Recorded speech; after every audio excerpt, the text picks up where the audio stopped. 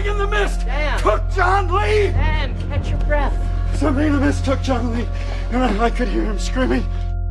Welcome to Now Playing's review of The Mist. End time has come, not in flames, but in mist.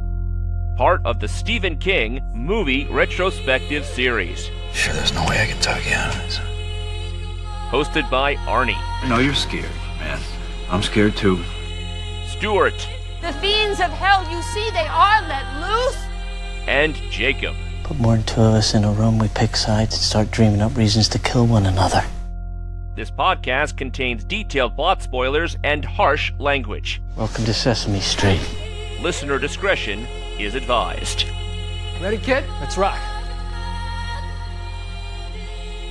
Today we're discussing The Mist, starring Thomas Jane, Marcia Gay Harden, Laurie Holden, Andre Braugher, Toby Jones, Sam Witwer. He's the voice of Darth Maul in Solo, and here he is here. Directed by Frank Darabont. This is your very own Jim Jones, now playing co-host Arnie. And Stuart. This is Jacob, and if you ever need a friend like me, just squat and shit one out. Before we get too deep into this, I just want to break my arm patting ourselves on the back. Welcome, listeners, to our 900th movie review. Wow. Holy Toledo. And that's not even counting the interviews or anything else. This is just the 900th review in Now Playing history. We are on the countdown to 1,000, which by Stuart's math, and he doesn't even know he did the math, will come next June. Okay. Interesting. And of course, we are back at Stephen King, heavily requested. Some listeners never wanted us to get off of that track. We have reached the publication of Skeleton Crew, his 1985 short story collection. And is it bad that it took me this long in my life to realize Night Shift, Skeleton Crew, they're both about shitty job shifts? Yeah, I can see that, yes.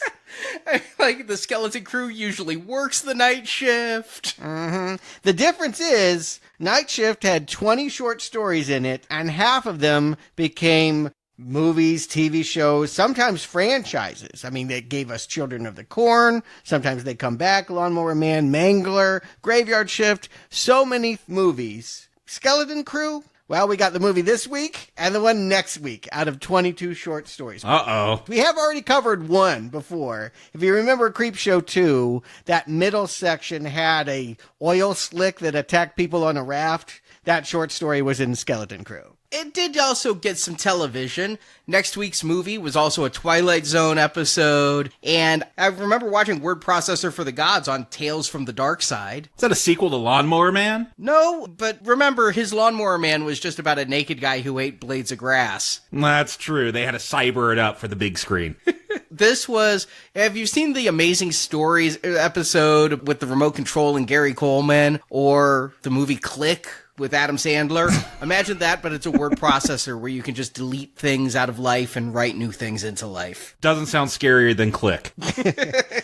So why is that? Why do we only have 2 movies from a 22 short story collection? I'm going to bet 2 things. One, Stephen King gave away the rights, right? Like, there's a lot of adaptations. They're just the dollar babies. If you want to send him $1, he'll let you go and film any of those stories, and they have been done millions of times. And maybe that has devalued some of the stories. I don't think so, because if you get a dollar baby, you are given non-exclusive rights. So if somebody comes along with a real check, they're going to get it as well. And dollar babies, I have hunted far and wide for things like the Children of the Corn Dollar Baby remake and things. Those are part of the contract is you are not allowed to digitally distribute this. You're not allowed to profit from it. You're allowed to do it as an assignment for a class and at most show it at places where you are yourself. And that is it. So I don't see how any studio would see something like The Jaunt as a dollar baby and feel like that has usurped any possibility we have at a franchise.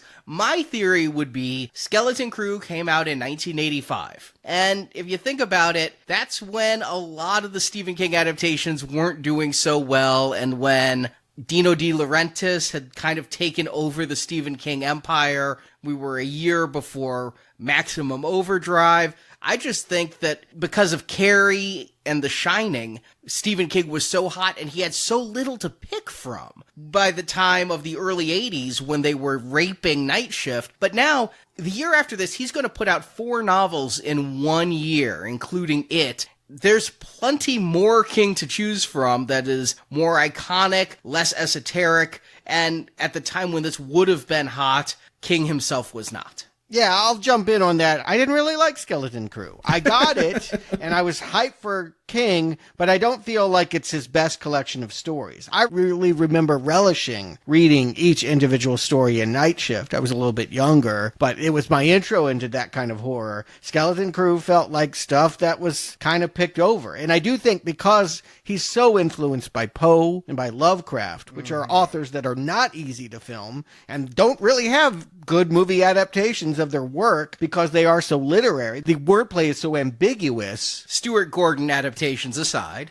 Yeah, I agree. And those are very loose and not all good. But yeah, 2 of them I like. My point is that I do think that there wasn't much to choose from. But there were 2 stories I did love in Skeleton Crew. And one of them was on the cover, The Monkey. It was all about that wind-up toy that it would bash the cymbals every time somebody was going to die. I can't believe they never made that one into a movie. And The Mist. Everyone loved The Mist. It feels like they made the monkey story, but it was an episode of Friday the 13th, the series. Remember they had the clinking monkey in the opening credits of Friday the 13th, the series? I felt like that was a reference to this. Not to mention Monkey Shines. I was so disappointed when I finally saw that George Romero movie. I knew that he and King had worked together on Creepshow and figured that must be an adaptation of that story, and totally different monkey. Not as cool at all. And you mentioned the monkey on the cover. I do remember middle school and things, everybody was reading Stephen King. I'd go into school and it would just be like a pod people mentality. You'd see the same paperback pulled out by a bunch of people, most of whom weren't even known for reading. Like the jocks would be bringing out Stephen King short story things. But when it was Night Shift, it was that hand and everything. It was all weird. It was a wrapped hand, but a bunch of eyes poking out from underneath them. Yes, it's very memorable to me, that cover. And this is a toy monkey. It just isn't quite as freaky. I thought he was plenty freaky. And again, I thought that he would make it to the screen. The Mist, though, that was the longest story in the whole collection. And the first story, and the one that, if you remember any of the 22, it's going to be The Mist. It was an immediate hit. It was first published in 1980 in a collection as his short story works. I used to believe King just wrote short stories and published them as books, but no, everyone just about was published somewhere before. The Mist would end up being published as its own novel, and well it should be, as it's 200 pages long. Most authors call that a novel. That's in a short story collection, a 200-page? Stephen King's like 200 pages? That is short. It is for him. I agree with that. And is it true that this was originally called The Fog, but because it came out the same year as John Carpenter's Fog, they changed it to The Mist? I had to look into this because I had a problem with this title being The Mist from the very first time I read it. And I actually looked it up. What is the difference between mist and fog? Less thick. I mean, fog is spookier because it's harder to see through it. Yeah, to me, when I say it's misting outside, it doesn't mean it's hard to see. It means tiny droplets of moisture are misting. Very light precipitation. Well, a mist is a fog where you have visibility above 1.5 miles. Okay. So you're never going to be like out in the mist, like I can't see anything. You're going to be like, I can see 1.5 miles at a minimum in the mist. Mm-hmm. Those spiders and birds have no cover. None. So this should be The Fog, then. This should be The Fog. I have done a lot of research into why this isn't The Fog. I can't find anything specific, but I did find 2 things when I started searching. The first, according to an uncited reference in Wikipedia. Oh boy. This was called The Fog and then changed its name to The Mist. I think that's where I got that, like that's the equivalent of an urban myth. But yeah, that's where I think I heard it. I mean, it's not hard to go there. When my wife asked me, oh, what do you got to watch? What are you reviewing this week? I said The Mist. She's like, oh, that bad John Carpenter movie with the pirates and the fog? I'm like, no, that's The Fog. This is The Mist, Stephen King. I think, yeah, once that movie comes out, your mind just goes there. Well, keep in mind, Stephen King also devours books. I mean, he reads at the speed that Jay Leno ate Doritos in the 80s. Well, in 1975, James Herbert wrote a novel called The Fog. James Herbert's a pretty well-known novelist, more so back then than now. And more so for Dunes than for Fogs, but yeah, okay. No, James Herbert, not Frank Herbert, a horror writer, a Brit. Oh, okay. And his book, The Fog, was about a fog that drove victims insane when they came in contact with it. Now, I don't doubt that Stephen King may have been aware of this book, The Fog, from 1975, and The Mist was published in late 1980 in a compilation. So it was written probably in 78, 79. He would have known that, but maybe he did write a short story called The Fog. And then The Fog, the movie, comes out February 1st, 1980. Yep, we covered it. And he has to go, oh shit, let me change the name of that to The Mist and go back and, using his word processor of the gods, change the word fog to mist in a few places. Fog is still there in many other places. He didn't do a find and replace for all the instances of the fog. No. You know, that is a danger. I hear that all the time from people that write fiction. You fear reading fiction because whether you intend to or not, you end up co-opting ideas. You think you have original thoughts and you're just remembering things that hit you and struck you as really cool when you were reading somebody else's work. And I imagine that is exacerbated when you're doing loads of drugs and drinking 2 or 3 six-packs a night. Yeah, and writing a lot, too. I mean, this is one story of, 100 King probably published that year. So yes, I can't find anything King said in all the interviews I've read about calling it The Fog. We know that he and Carpenter would work together a couple years later on Christine, so were there conversations there? Somehow he named it The Mist, even though that's a shitty name for this, because it's about a fog. Right. I mean, we got Fog, we got Mist. I'm looking forward to writing the next 3 ripoffs. I've already got them. The Haze, the Smog, and the Dew. It's a trilogy of terror. The Dew. That one's going to be rough. I'm going to predict you're going to have trouble on that. But, I mean, again, what a great... I mean, I said it when we reviewed John Carpenter's movie. Like, what a great apparition of evil. I mean, I love the idea of a sentient evil fog and what it could contain. And, yeah, I loved the story when I read it. And I always wanted to see it adapted as a movie. And it was always in development. From when I was reading Fangoria in the 80s all the way to Ain't It Cool News in the 90s and 2000s, there was always something happening with that property. Here's what I find very strange. Frank Darabont. We've talked about him. Go back and listen to our Night Shift Dollar Baby reviews. This is the guy who did The Woman in the Room. And then Shawshank, right? Shawshank. And then before this movie also, we have yet to cover it because it hasn't been published yet, and we're going by how King wrote it, but The Green Mile. He's doing the sappy Tom Hanks kind of films that Stephen King wrote. But apparently when he was doing Shawshank Redemption, he'd been working on Nightmare on Elm Street 3 and some other things, and he's like, I really need to just direct a film of my own. And he's sitting there like back and forth, Shawshank Redemption, The Mist. Shawshank Redemption, The Mist. I'm like, those are 2 wildly different things, but Darabont did love horror, and I mean, that's why he was working on Nightmare on Elm Street 3. He'd go on to create the TV series for The Walking Dead. And The Mist was one he always wanted to adapt, and he told King this. And King held the rights for him. Other studios came and were like, we want to buy the rights to The Mist. And even though, as I understand it, no money had changed hands, Darabont had gotten him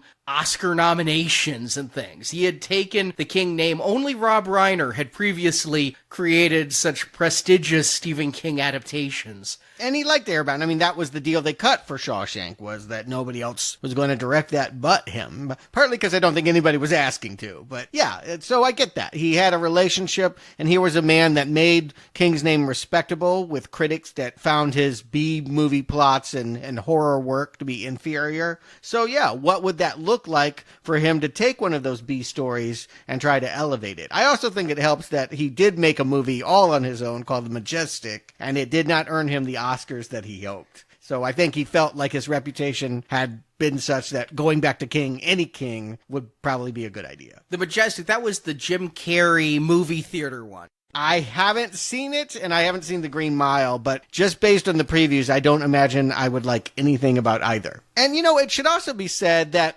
yes, I mean, movies are greenlit for a reason. They usually, rights become available. Sometimes the themes become topical. We were kind of obsessed with zombies and apocalypses into the world scenarios after 9/11. It did seem like, we saw a resurgence of specifically zombie. And I know this isn't zombie, but there's something about The Mist that has always felt like George Romero's Night of the Living Dead. Even going to post 9/11, you see the videos, when the towers come down and just all the rubble and all the debris that's kicked up into the air, and you think of a fog, you think of a mist, and what is inside that, what horrors came because of that. And I remember seeing this not when it was out in theaters, but a few years later when it was on TV. I watched it, and all I could think, I'm like, oh boy, someone's really doing a 9/11 metaphor with this film. Yeah, I think that's why it came back. I think that a whole bunch of people gathered into a single location, afraid to go out because of nebulous fears of what may happen to them. I mean, there's religious fanatics here. Yeah, it came maybe a couple years late for the 9/11 hype, but by the time Darabont got around to finishing the script, getting financing,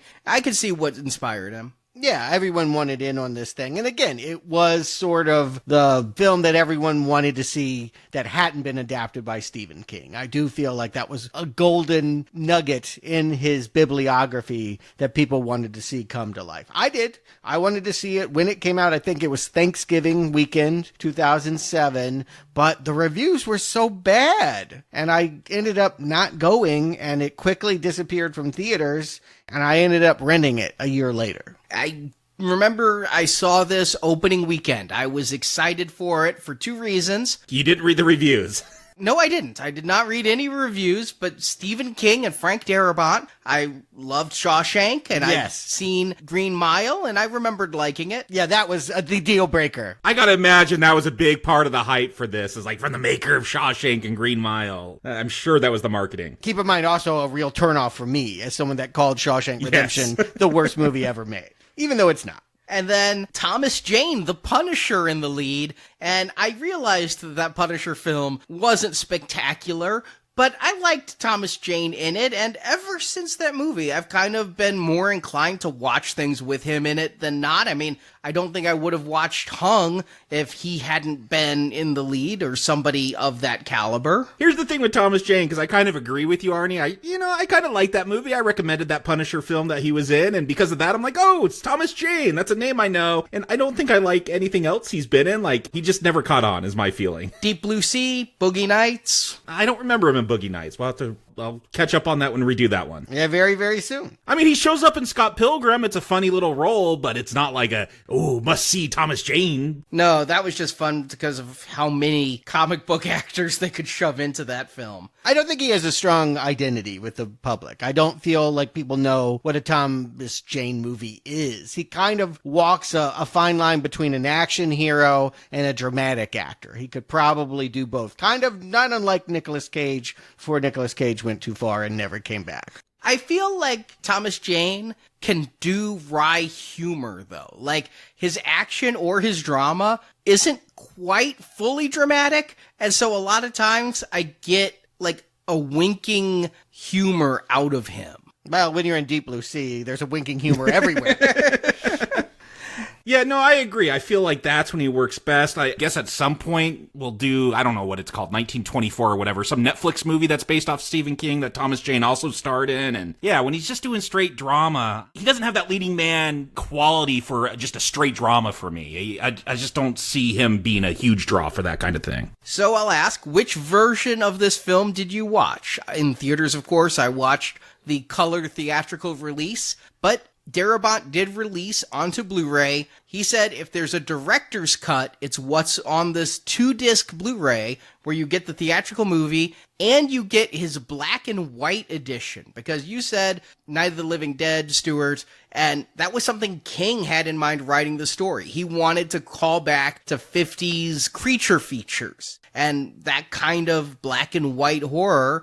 And Darabont, he's like, no studio's going to let me make a black and white film. And he really, I think, went for it. He was inspired by the Coen brothers, The Man Who Wasn't There, shot in color, but done in black and white. And he shaved a few seconds off of some scenes, did a really nice high contrast black and white transfer, and put that out. So I've watched both cuts. So it's a little bit shorter, you're saying? Seconds, like 16 seconds shorter. But there's no new scenes or anything. There's nothing added. No. Yeah, I just watched the regular theatrical color version for this one, the one that I saw again a few years after this film came out. Yeah, I never knew this was a thing, but this is a trend. Mad Max Fury Road apparently does this. Logan did it. I missed all of them. I haven't seen a single one, and I kind of like the idea. Theoretically, I think that if the movie has some visual problems, preview of my thoughts, The Mist does. I got questions when we get to certain scenes if they work better in black and white. I do think that black and white would help soften the seams that I see in the digital work. Yeah,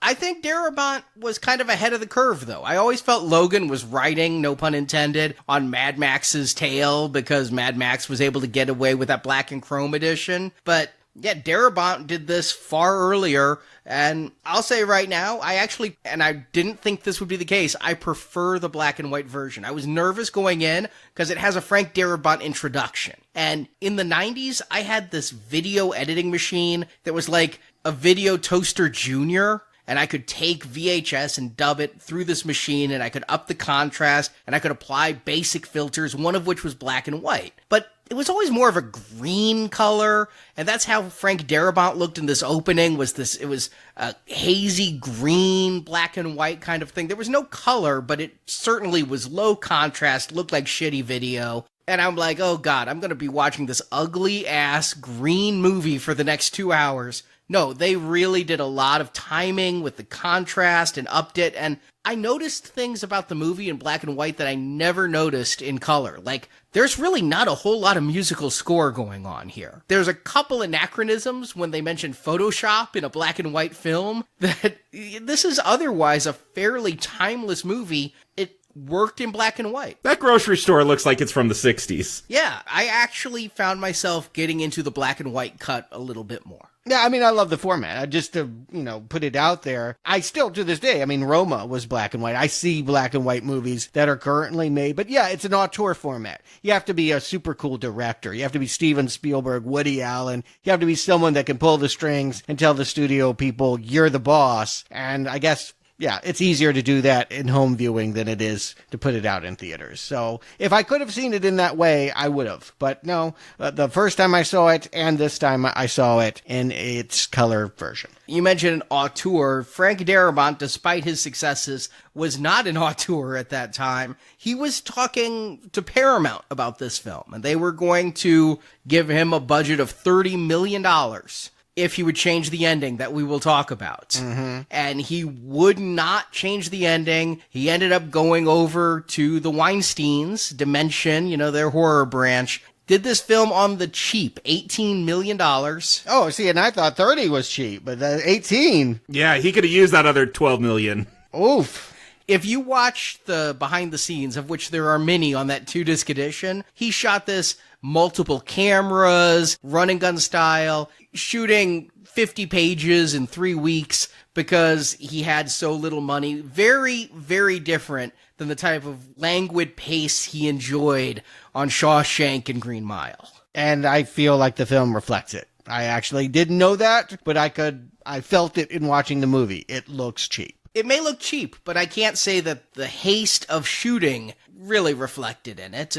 If anything, it gave people a bit more of a frantic feel that might fit the circumstance. Well, let's talk about it. Arnie, what is the circumstance in The Mist? Thomas Jane plays movie artist David Drayton. When a bad thunderstorm knocks a tree into his house and takes out his power, he takes his son Billy, played by Nathan Gamble, into town for supplies. Tagging along is David's antagonistic neighbor Brent Norton, played by Andre Braugher. While at the supermarket, a thick fog rolls into town, and a local townie comes into the store shouting there are monsters in the mist. This is confirmed when store employee Norm, played by Chris the Shermanator Owen, goes outside to fix the generator and is attacked and killed by giant tentacles. Some military men in the store say the events may be tied to Project Arrowhead taking place at a nearby military research facility, possibly opening the door to a different dimension. Some of the store patrons don't believe in monsters, including Norton. and Norton leads a group who go outside to find help and are all killed by the monsters they didn't believe in. Aided by store employee Ollie, played by Toby Jones, David and some others start to shore up the store windows to protect themselves from the monsters outside. On David's side is a school teacher, Amanda Dumfries, played by Laurie Holden, who is most often tasked with babysitting Billy. Also, there is Dan Miller, played by Jeffrey DeMunn, and Irene Repler, played by Frances Sternhagen. Religious zealot Mrs. Carmody, played by Marcia Gay Harden, believes this is the apocalypse as foretold in the Bible, and she gets a number of store shoppers on her side. Seeing David and his group as heretics, she cries for a sacrifice to appease the monsters outside. Her followers start to expel Billy and Amanda, so Ollie shoots and kills the cult leader. David and his group, now persona non grata among Carmody's followers, decide to try to make a run to his car and drive out of the mist. David, Billy, Amanda, Dan, and Irene are the only ones who survive the run to the car. David first goes back to his house to find it destroyed and his wife is dead. Then they try to drive out of the fog, but fail to when the car runs out of gas. Ollie's gun has 4 bullets left, so in a suicide pact, David first kills his son, then the other passengers. But there's no bullets for him, so he gets out of the car to let the monsters kill him. When the fog clears and the military come with several refugees, killing the monsters with flamethrowers. David screams in sadness, because if he had just waited 2 minutes, his son would still be alive. As credits roll. Not 2 minutes, 10 seconds. Timing is everything. Now, I don't know how much you guys feel like you need an explanation for the events here. Darabont's script did start with a prologue that was Project Arrowhead and showing the army and showing the experiment go wrong and showing the origins of all of this. And his producer was like, do you really need this? It's going to be expensive. And so it got cut. Well, yeah, and this movie's already over 2 hours for some reason. I don't need it. I was surprised when we do get an explanation. For me, it was enough just to see the military, like, rushing one way, and you'll get some lines, later on from some military guys. I'm fine. It's a weird mist where weird stuff's coming, and we don't know why, we don't know what it is. To me, not having an origin for this kind of story, it makes it a little bit scarier. Yeah, again, I mentioned Night of the Living Dead. That seems to be where this is coming from. We never knew why the dead came back. There were theories coming on the radio. I'm comfortable with that. Like, all we know is that later some military guys suggest they opened a portal, which feels very Lovecraftian, but may not even be the real reason. And that is fine by me because the movie is not about closing a portal to a mist world. But in the real opening of the movie, we start with very little music, and we're introduced to Drew Struzan. Yes, this was a shocker. I mean, I remembered Thomas Jane was playing, I thought, a comic book artist, but a painter. And then when we get a good look at his work here in the opening shot, it's John Carpenter's Thing poster, Pan's Labyrinth. So they're saying he is the person that painted that Thing poster? I was wondering, I'm like, is he just a fan of that painting, or did he actually paint it? And I think Pennywise might be there. The gunslinger from the Dark Tower is what he's working on at that time, so... I noticed that. And the gunslinger is quite clearly Clint Eastwood, the man with no name there. I mean... Not Idris Elba? The face is slightly blurred, but that's Eastwood. Yes, and I mean, I think that was the template for what King wrote as well. But Drew Struzan did do the poster for Shawshank Redemption. He did the poster for many movies you know and love, Star Wars, Indiana Jones, any kind of fantasy movie from the 80s.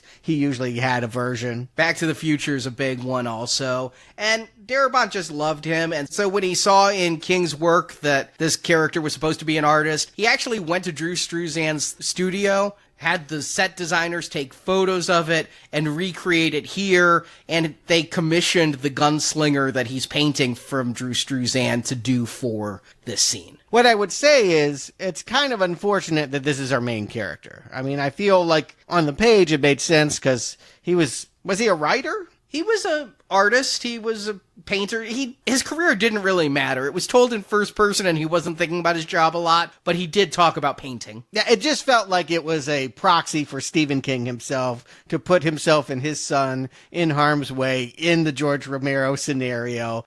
And what I would say is about Night of the Living Dead, one of the things people really hold on to is how important that main character was. He was a black man in a house full of white people in the 1960s, and that was a loaded situation that spoke to all kinds of subtext. Here, the fact that this guy is a fantasy illustrator doesn't seem to have anything to do with the rest of the movie. It could have been anyone, and honestly, maybe it would have been wiser to position the story around somebody else. Yeah, as I'm watching this, I'm like, okay, what does being an artist have to do with how he's going to solve this problem with monsters in the mist? Like, that's how movies typically work, and yeah, it doesn't seem to be a big deal in this film. It's just, oh, he's a painter, and moving on. He is painting monsters, and so maybe he's more willing to accept them. That's the only thing that I can think of, is that he might be more inclined to believe that what is in the mist is supernatural. And he's probably seen the movies that they are discussing, too, that would inspire a lot of this.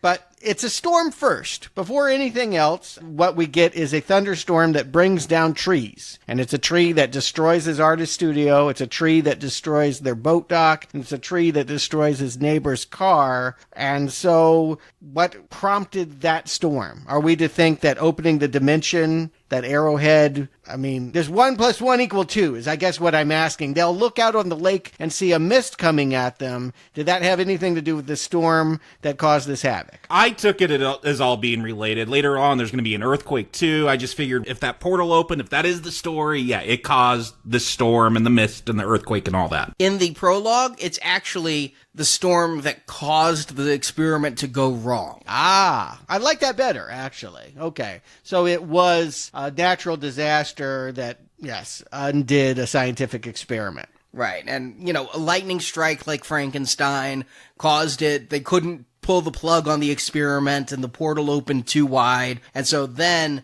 the earthquake, the mist, all of that is caused by the dimensional opening that is left a little bit more vague in this one. When I read the story, I thought they were linked. I thought the mist was caused by the storm. That's what the people think when they see a mist the day after a big storm, is that it's a natural meteorological event, but what's good about this, I would say, is that it motivates two neighbors that don't like each other to have to work together. And that's good tension. You want that. You definitely want to pit people that normally might drive in different vehicles to have to get on board the same car and then go into a supermarket, which is, yeah, a great place to meet all different types. Everyone pops into the supermarket. That's going to be a great place to bring all people together. You guys live in tornado country, so you probably know when there's warnings and stuff, probably people flock to those stores and buy everything off the shelves. Here in California, you got an earthquake. Well, it's too late. The stores crumble down along with your house. But getting all these people into a grocery store, Americana, I'm thinking satire, and that would be my expectation, is like, here's a little slice of America, and what do they do when they panic? Like, that feels like the story we should be getting. I think my big complaint is we're not going to get that story. I don't feel like this is satirical and looking at different aspects of America in this microcosm. No, I don't think it is. And King will do that from time to time in his fiction, but by and large, it appears to me that his stories are about kind of a salt of the earth, blue-collar heroes, but trapping all of them in a grocery store, I couldn't help but think Dawn of the Dead, right? When they're trapped in a mall, here they're trapped in a grocery store. Yeah, they're all very panicky. I'm like, this is a great place to be trapped in this situation. You got all the food you need. And Dawn of the Dead was a satire. I do think King strives for that. I do think in all of his works, it may end up being subtext, it may not be the point of the story, but I do think that he is commenting on, everyday life in America and what we take for granted and the places that bring us together. And if you're going to restage Dawn of the Dead in a supermarket, that could be quite fun. Yeah, but maybe King does that. Do you feel Darabont's doing that? I don't get that in this film. And that is one of the big shocks for me, is that it's more or less just a creature feature. Like, I don't feel like I'm learning anything with all these characters that are stuck there. Oh, well, I definitely think that there are types meant to represent things in the political climate of 2007. Yes, some very broad types. Yes. But I don't think Darabont makes B movies. I think he inflates things with importance. Here's what I will say, and this just as a general rule. I said it in The Thing from Another World when we covered that 1951 movie a long time ago. If the ratio of people to monster is really large, it's not scary. If there is 14 people in a room and one monster, not scary.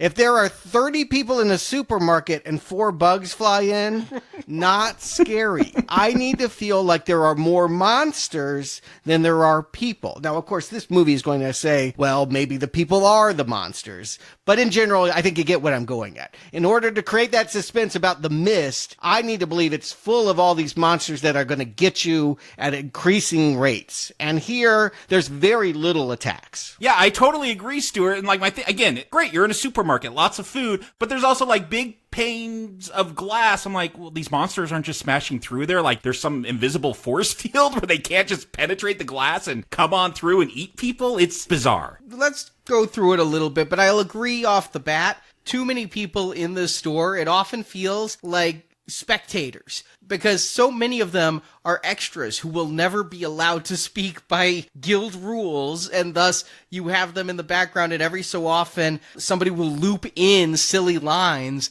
I do think it is overpopulated in that you can't do them justice. Yeah, great if you want to have 30 people, but we need to have an opener in which like 24 are dead. You know, like look at Aliens. Yeah, there were 30 Marines blowing in there, but there were 150 aliens. Like you want those numbers to be so much more massive, and you do want to whittle down to the people that are important. And I think this movie does. I think it tells us, even in these opening shots, who's really important here. Obviously, we know that David and his son Billy are important. The fact that his lawyer neighbor, that he's gotten into some kind of legal skirmish, is not his friend, but because his car is crushed, all right, I'll give you a ride. That's an important relationship here. The fact that the clerk is the babysitter for Billy, we're going to make note of her as well. And then, of course, Oscar winner Marcia Gay Harden. I know her from Coen Brother movies and Pollock and Prestige films. She makes a very dramatic entrance, coming in as, the word they use is unstable. She's the town unstable person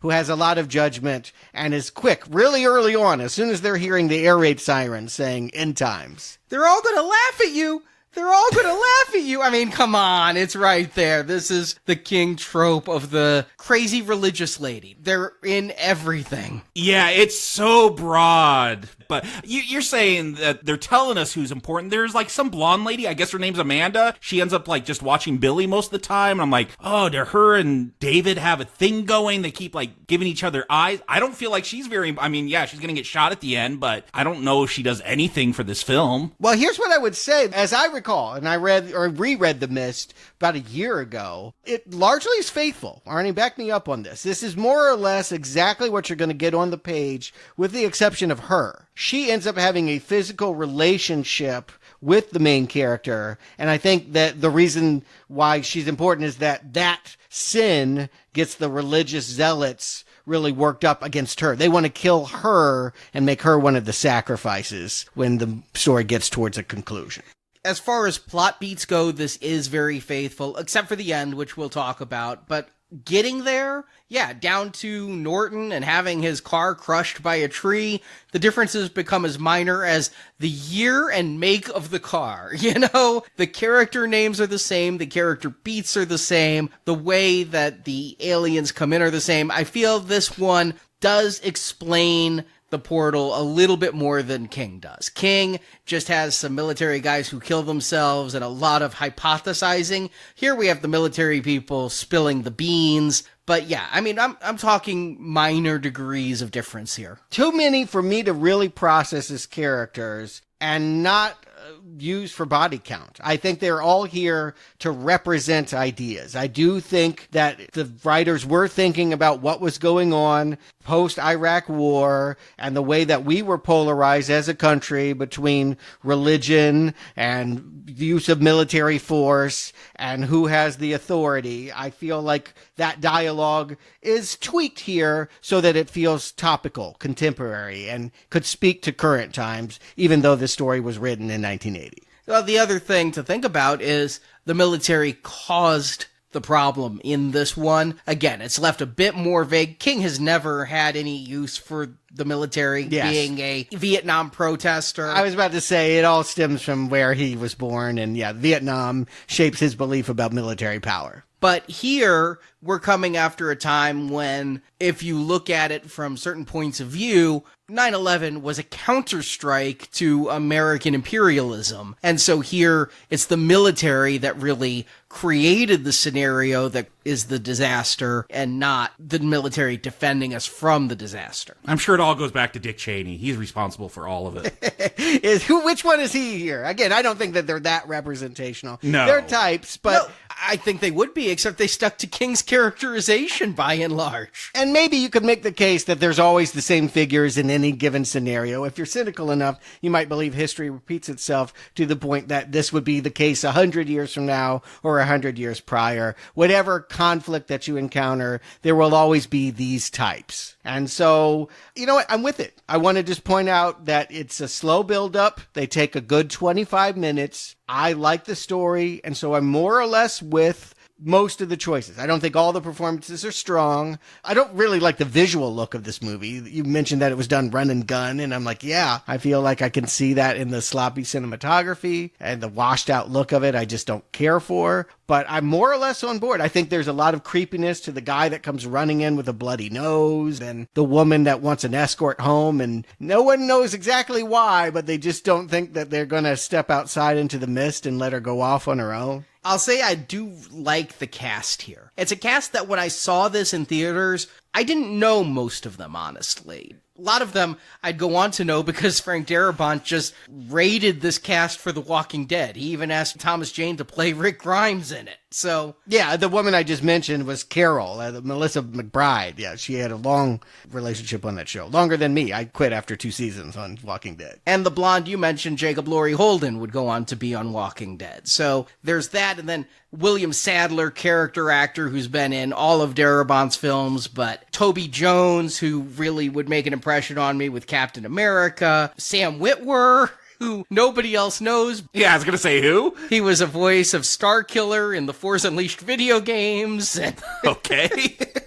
I can't really compliment anyone because there's no performance that I think is exceptional. And maybe that's the writing or just the way that it's put together, but they're all fine. But I don't want to highlight anyone as being good. Even Oscar winner Marcia Gay Harden is really laying it on thick with her. You know, I think she was directed that way. And I think it was written that way. I don't think that King is subtle when he wants to take on zealotry and religious hypocrisy. But as for the lady who wants to go home, Melissa McBride that you said, I do think people are a little bit too quick to just be like, I'm not going out there. There is a couple people who are like, screw this, I'm getting to my car. But by and large, they're pretty quick to be like, well, we're just going to stay in this grocery store forever. I feel like everything is very quick. Like, there's going to be a cult in this movie, and they've been there like a day, I think. Like, everyone's temper flares up very quickly. And again, if this was more satirical, I could go with it. But Darabont's playing this for drama, and I'm just not buying how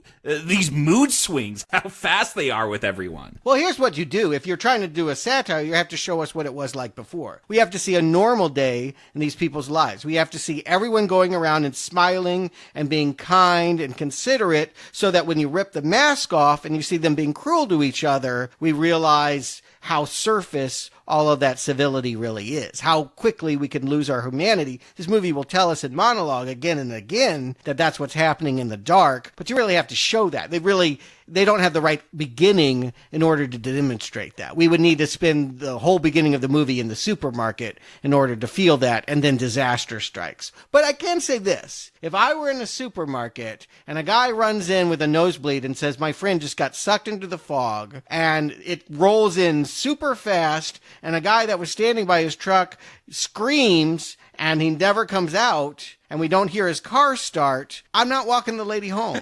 I'm not. I'm sorry. I'm a jerk, whatever, but I am not walking her home. And if you had, you'd survive. That was the irony here that we'll get to. Well, if you went, in the first 5 minutes or something. Again, that's the thing. We'll never go back to this supermarket to see what happened to the cult people who stay. There are no rules. It's just like, oh, surprise. If you left early, you got to go home. Oh, surprise. If you left late, you shoot everyone. And then the fog clear. Like, it's hard to get a grasp of what the stakes are in this film. I'm going to not complain about this too much. I understand what you guys are saying, and I do feel that turns are made very quickly before justification. I really think, while I wouldn't walk the lady home, I also wouldn't be content to spend days and days in a supermarket without seeing a tentacle. And I like that the pacing of this movie gets us that tentacle in the first half hour. You mentioned, Jacob, that this is a movie that's slightly over 2 hours. I'd like to point out this is Frank Darabont's shortest film ever. Oh, no kidding. But for a creature feature,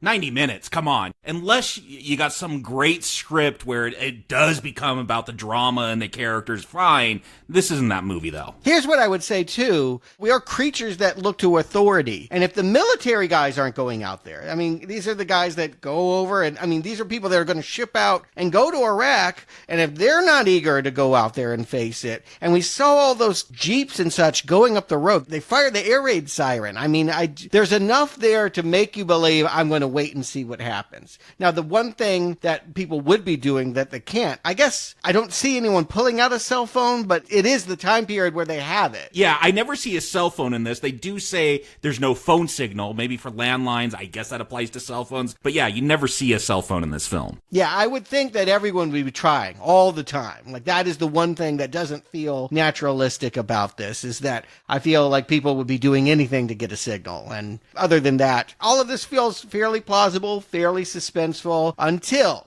and it is like the balloon pops. It's filling with suspense. I'm really into this movie. And 25 minutes in, the bag boy goes out there to clear the exhaust pipe from the generator. And we finally see a tentacle. And I go, oh shit, that looks bad.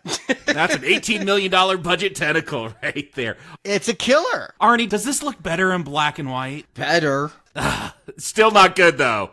Here's what black and white has going for it. The tone, the lighting, the shadowing, the shadings, and the texturing of the CGI here is all pretty poor. And a lot of that gets cleaned up when you put it in black and white. But also, there are times when you just know that item is not there. Flying creatures and things are just not there. Mm-hmm. I thought there was a conspiracy here because the rest of the creatures, I mean, none of this looks great, but I'm like, oh, the rest is acceptable. But these tentacles are so bad. I'm like, did they make these look so bad so you just go with the rest of it? It's a killer, though. I would spend all of my money making the first thing we see the best thing we see, because instantly I'm not afraid. For the rest of this movie, I am not afraid of what's in that mist or fog or whatever you want to call it, because it looks bad. I'll give the actors this. They do a good job of selling it. I mean, when we see the tentacles come in, it's because the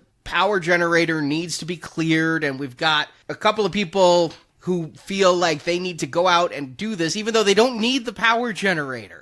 You've got Ollie and David standing there like, we have power in the main building, we're fine. Okay, that's what I thought, because everything looked very bright, so I'm like, why this big debate over the generator? It looks like you have lights. I was confused. Yeah. Yeah, I'm like, are these just continuity flubs? What is going on? No, it was, they felt like they needed to be in control and doing something, and so we get the poor bag boy here, Norm, Chris Owen, who American Pie is probably what anybody knows him from. He's going to go out there and prove himself a man by clearing the vent of whatever is in it for the generator. Said no bag boy ever, by the way. No bag boy has ever said, I'm going to be a man cleaning out the exhaust pipe of the generator in the fog. No, and in fact, bag boys would probably be like, this is outside my pay. Yes. You do this, you're the owner. Correct. I'm sitting on my ass. And David tries to warn him, oh, there's something out there. I saw something banging on these aluminum doors.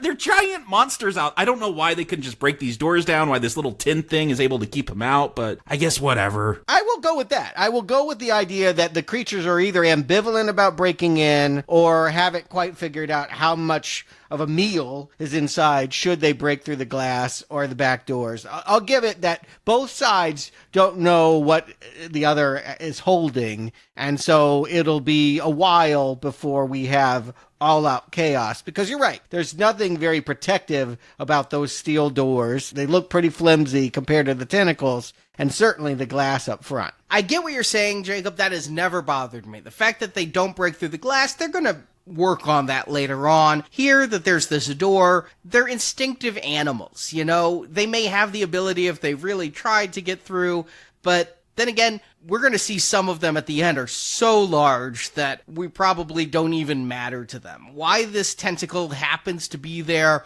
to feed on Norm or whatever it's going to do is... It's just a good action scene. It's not good action. Yeah, let's correct that word. It's an action scene. And it's needed because at this point we want to know what a threat is. But again, to me, this is the deal breaker. This movie, the arrow has flipped. It will never turn up. This has gone red. See, and here I'm still on the line. I actually like the way the tentacle comes in and kind of rips apart the bag boy. That shot where he's wrapped up and making a grimace as he's pulled away is really, really unconvincing. I went with that, but what I'm liking more is the human drama between the guys, with David saying, don't go out there, and you've got Jim and Dan saying that they didn't understand what he meant. It's the human drama that works for me more than the tentacles, but I like the tentacle attack. I don't feel like much of the next half hour of drama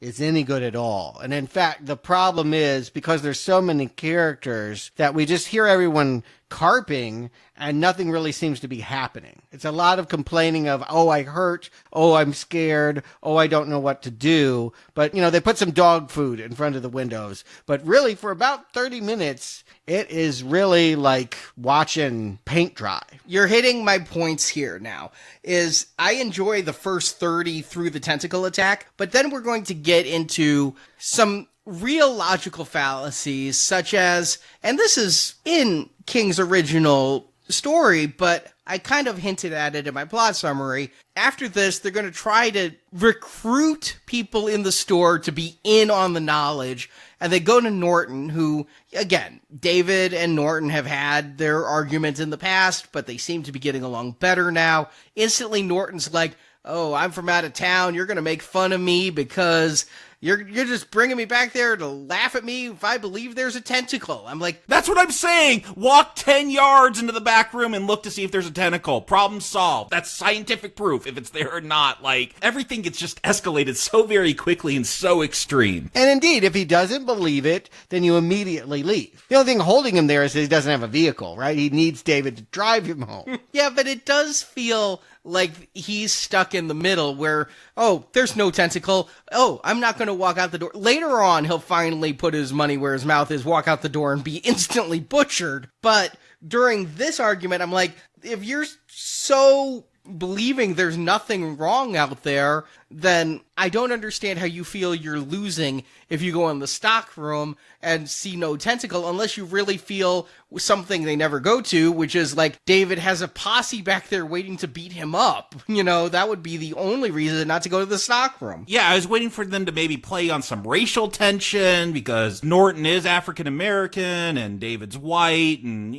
again, if this is more satirical, you could do things with that. And I guess they don't want to do that. And I don't understand the motivations why everyone is so extreme, so quickly, so right away. It makes a bad soap opera for me. The caliber of acting is better, but the dramatics are no more sophisticated than what we saw with the people at the truck stop in Maximum Overdrive. And that is too damn bad.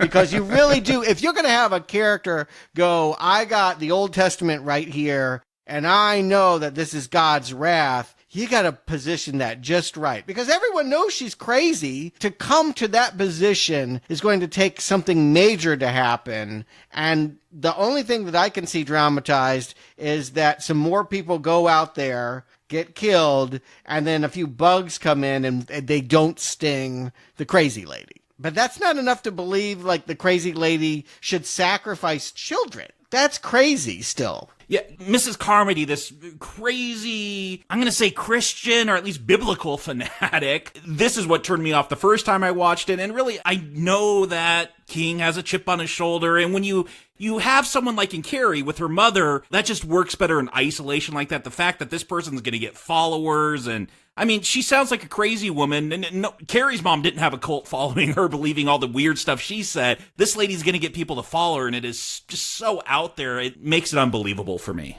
Because Muslims attacked us on 9/11, it did persuade some people that they needed to make a Christian, forceful response, and it did polarize it in a religious way. And I think they want to tap into that, but they haven't done it well. There's no reason to believe that a majority of these people are going to get with stabbing children to save themselves from killer bugs. The correlation is not there. And they really try to pin it on that Jim character I mentioned, played by William Sadler. He's starting off a complete non-believer. There are no monsters. I'm going to go back there. But then once Norm the bag boy gets killed, Jim is the one that has the turnaround and suddenly is a disciple of Carmody. And Sadler doesn't play disciple as well as he plays Rube and villain. This was the naked villain in Die Hard 2. That's what I most associate him, is the naked kung fu in Die Hard 2 while making the planes crash into the tarmac. Or death in Bill and Ted's Bogus Journey. Either way, I think of him as being threatening in and of itself. He actually looks weak by following this crazy lady. Are there characters we do like? I mean, it's kind of funny that the assistant manager is a crack marksman. We got Ali, and he's got a gun. I did laugh at that. And Toby Jones, it's because he is so unique looking, I'll put it that way. I like when someone stands out like that in a movie, so I'm kind of with him. And it is bizarre that he is like an ace shooter and a bag boy. It's what I remember about the Dawn of the Dead remake, too, was that, like, the underlings ended up knowing more about than their bosses, and they got to suddenly, the whole social order changed because they had skills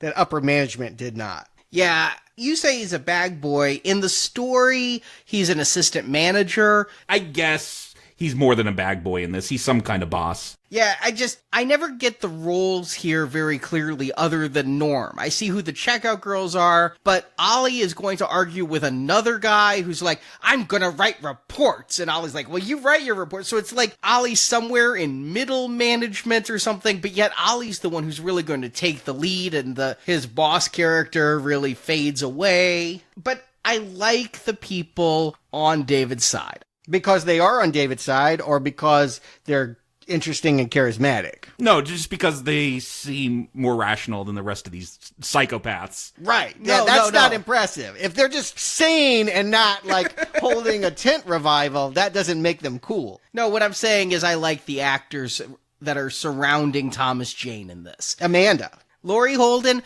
I do feel like she is a useful character because the actor playing Billy can only be on set for a few hours a day, and so there are long stretches of this movie with no Billy in them, and so he gets handed from person to person. No, there's this one woman specifically that's taking care of him, and even in a cutscene, she gets a monologue where she says, I'm so nervous, I need to have my focus on the child, but she ends up, like, overdosing on pills. She's the one that's taking care of Billy. Amanda, I get the sense that she is flirting with David. In the book, she slept with him. Mm-hmm. And I do feel like they might have considered that in an earlier draft and then realized either this movie's too long or we can't ask this much from our audience. I think it's the amount of the audience. Nobody ever mentioned that as being in any version of the script. And really, I think that would be a way to turn us against David. Because I'm, as it is, in both the book and this movie, surprised David isn't more concerned about his wife. He tries a cell phone call.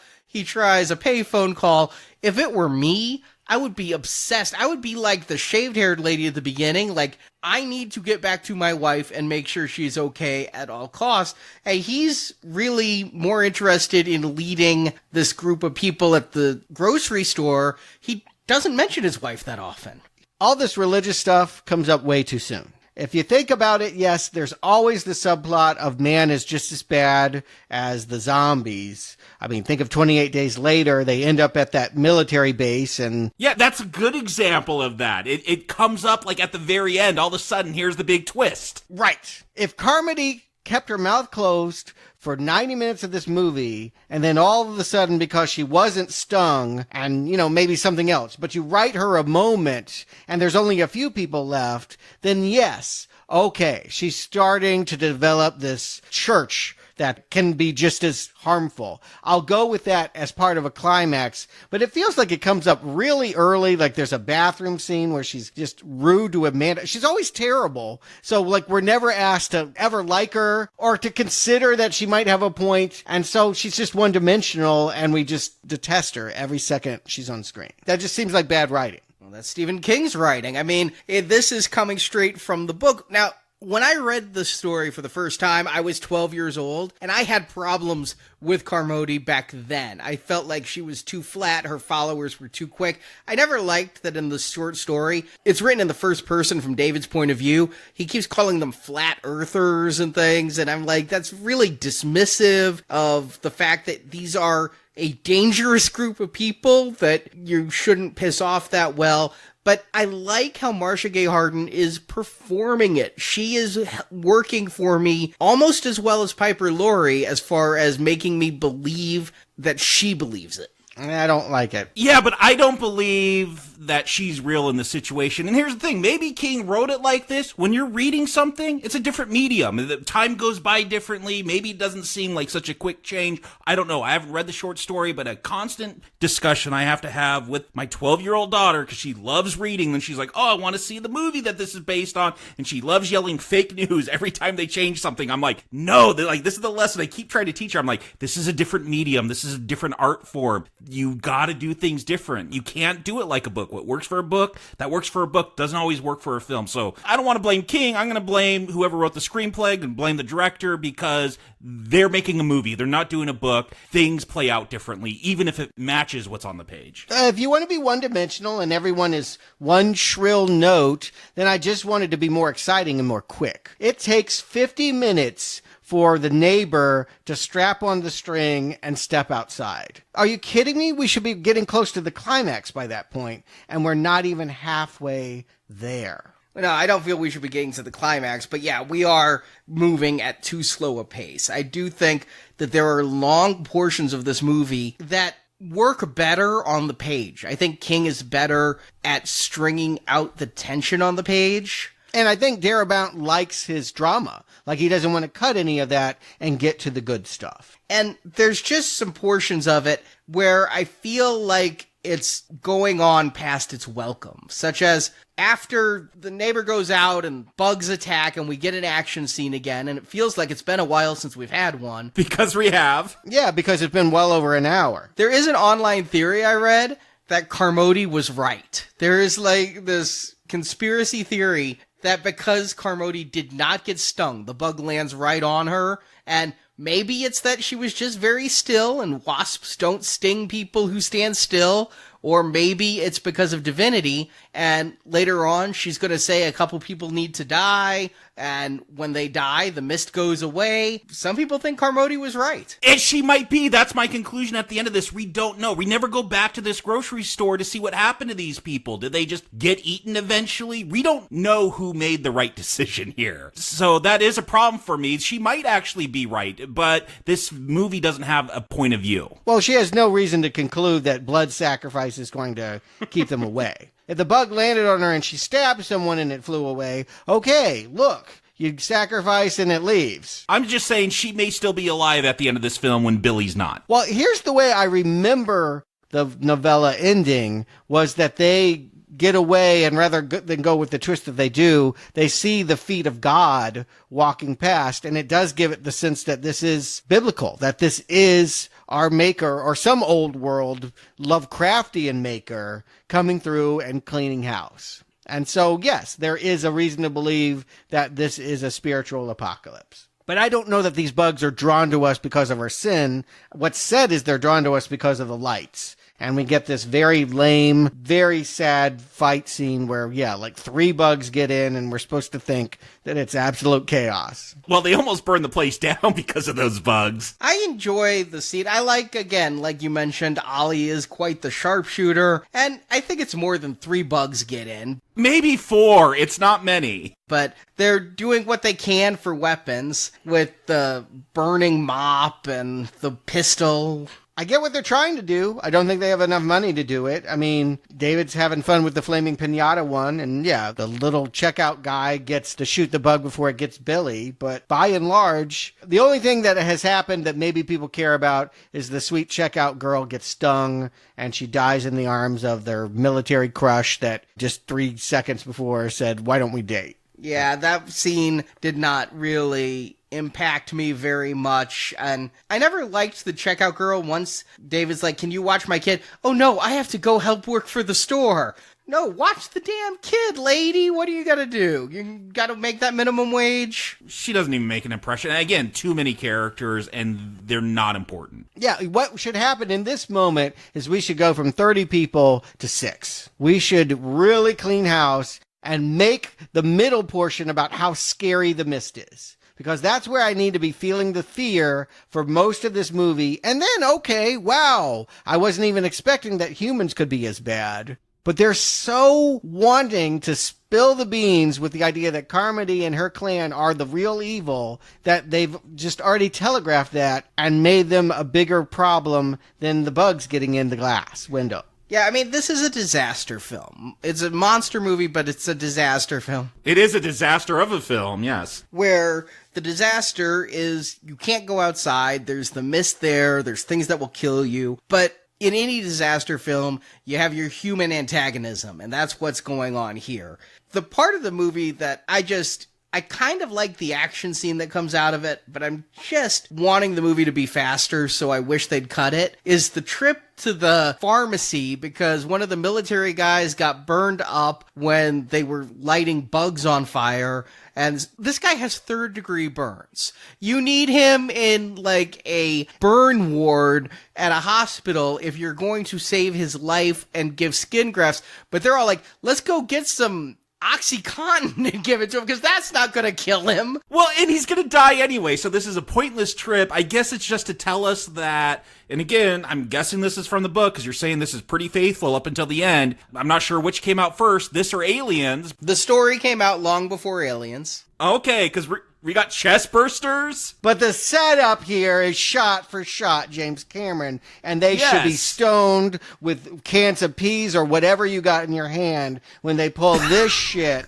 about, oh, he's webbed up and it's popping out of his stomach. Fuck you. I couldn't believe this. I couldn't believe they just straight ripped off Aliens. Again, maybe that's in the book, but the way it looks is how it's done in Aliens. No, it's not in like this. You can have the situation in the book. This is shot and framed like plagiarism. But maybe Cameron took some of it from reading Stephen King's Cameron novella. did not read the Stephen King story and say, I'm going to put it in a medium shot and then pull the head up and their eyes are going to open and then their chest is going to wobble. And Ridley Scott did a chest burster before, Cameron did, so. I'm not going to say that, ideas come and go and who's to say. No, they really just blatantly rip off Alien because they know it's a really exciting movie and this movie is dull as crap and they need something to happen because they're inching towards some kind of climax. And this stuff, again, the CGI is not good, and now it's derivative, and people are getting zapped in the face. Some guy gets his leg taken off. Who was that guy?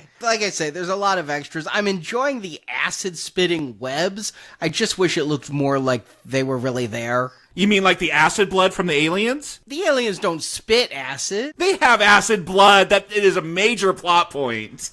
They stole this. I got that the webbed up, it did remind me of the scene from Aliens, which was in Alien 2. Let's not forget it was cut. I didn't notice that it was shot the same way, but I don't know Aliens as well as you do. So the conceit, sure, I knew it was the same. The shooting of it, I'd have to look at them to know. When you look at them side by side, you'll know. And it's shameful. And again, it just tells me Frank Darabont was not the guy for this. Okay, you want to get your sentimental Stephen King story out there? All right, give him the dramas. If you want a B movie, anyone would be better. Michael Bay would be better. Anybody would make this thing move and give us the film that horror fans wanted. And does this whole pharmacy scene, again, if you're having a creature feature and these aliens and bugs or whatever, it feels like the danger should be building, and I don't feel that. Like, oh, okay, you guys went out into the mist, so of course you're going to come in contact with some more alien creatures. I feel like something should be pushing these characters to make some decisions. I guess it's finally the humans that are going to make them do those decisions because this cult grows and grows. But I just feel like, yeah, okay, maybe you could have some fun fighting some monsters, but that should also build the story up and build the danger up. And I don't ever feel like things are any more dangerous than when that first tentacle shows up. What I remember from the story was it took days, but it should be hours. Maybe even real time. That would be fun. Like, what would it be just a second by second to go through? You could make it that fast and quick, because it's kind of laughable that Thomas Jane keeps falling down on the floor and, like, sleeping for a day. And, like, oh, yeah, while you were asleep, she got a whole cult going. And, you know, they're going to stab the military guy. Well, I also think it would be even more ridiculous to believe this cult came together in 2 hours. I can at least go with it in a day or so. I'm saying downplay the cult in general and make it exciting. I don't care what you do. Make it exciting. This film is bloated and it's slow moving, and I can't believe that you can have a fog full of monsters and we're paying more attention to Marcia Gay Harden. And what motivates her to want to sacrifice the boy? Again, this feels very unmotivated to me. It's there to cause soap opera-like drama. Oh, we not just need a human sacrifice, we need Billy. Here's one thing I would take away. She's someone that no one ever listened to, and so when she gets a taste of that power, I think she just likes it. The reason the first kill happens is because, well, they kind of, by their own admission, say the military was doing something. 2 of the guys hang themselves in the back, and then the poor private guy, you know, he wasn't really up on the top secret information. I'm not sure what he knew. They were getting ready to go on leave. Yeah, I mean, he was going to go surfing or something. Instead, yeah, Marcia Gay Harden can talk them up into a lather, and the butcher can grab a knife and just stab the guy right there and kill him in the grocery store. That she can wave these knives in front of children, and basically the addiction to power. Suddenly, a person that no one would listen to has command of the entire world, such as it is, that can be very, very dangerous.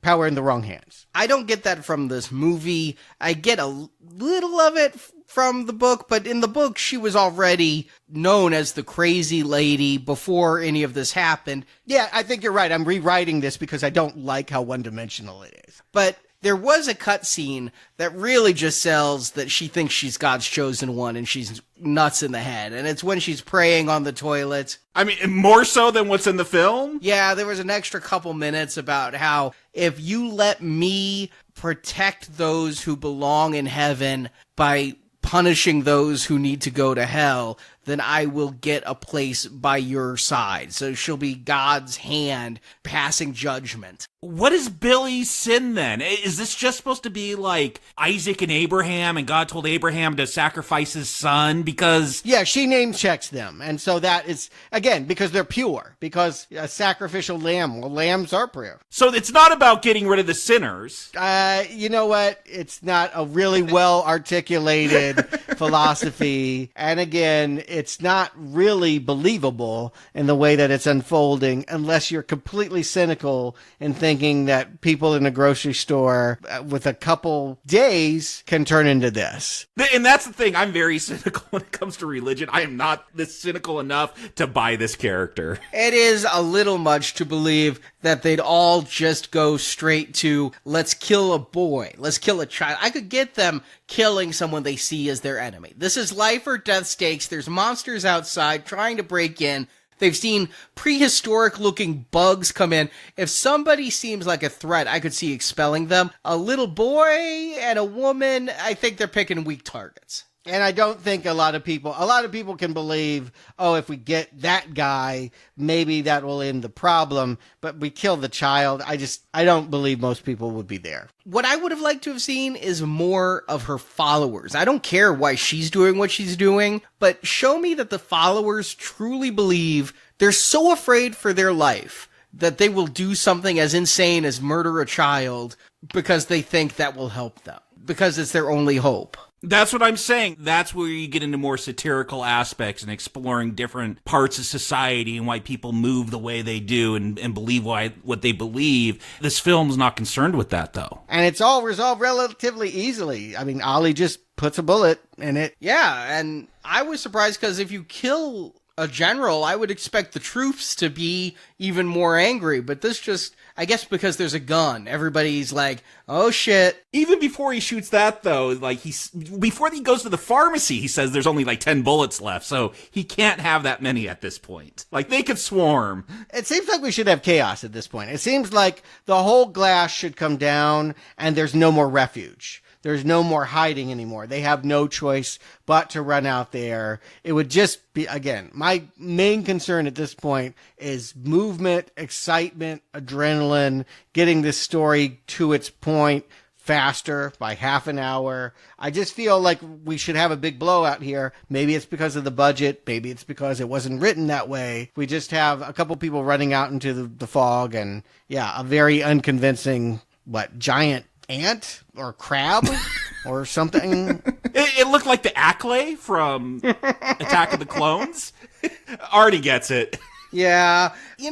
Here I feel like they're just killing people way too quickly. A whole bunch of people leave. 5 are going to survive in the car. And the only one I really cared about was Ollie. And so the rest that die along the way. And out of everyone who got in the car, the old man, I'm like, whoa, who's he? Where did he come from? Yeah, there's an old man and an old woman. I'm like, who are they? The old man was the first guy we saw. He came running with the bloody nose. Yeah, okay. He was the one that first knew that the fog was dangerous. And she was Billy's teacher, I believe. She was a school teacher. Yeah, she was a teacher. I don't know if she taught Billy, but she was an old school teacher. That actress has been in so much, including some other Stephen King stuff. So I know that actress. But this guy, I didn't recognize him because of the blood on the face. Yeah, basically we have an old couple and the new couple and the kid. And because, again, they framed it that these are the educated, rational people. Yay, we're happy that the good guys get away. Who cares what happens to all the uneducated rubes? The movie doesn't. It will never tell us if they're safe for just staying in the building. Well, Stephen King is pretty snobbish about that stuff. I mean, if you really think about it, he's really saying that there's some people deserve it because they're uneducated and they have fundamentalist beliefs.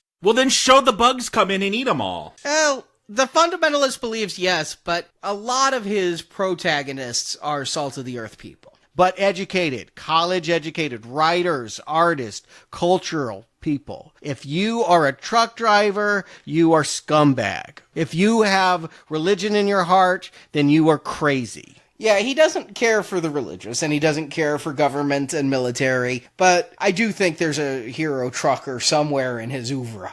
I mean, you'd have to dig deep, is all I'm saying. I typically feel like writers are his heroes, and this artist is as close to that. They're going to make a pilgrimage back to the house where, I mean, of course the wife's dead. I mean, who's surprised by that? Why would you think that she wouldn't be? Hope. I mean, I think that I would still go. No, I'm not saying don't go. I'm just saying you go knowing very well the likelihood is not good that a woman with a house punctured by a tree is going to be able to defend herself against all of these things that you watch 30 people get destroyed by. So here, let's talk about the controversial ending. Now, Jacob, you didn't read the story. Some of our listeners, I'm sure, haven't. The story ends with them getting to the car and driving away. We don't know what happens to them.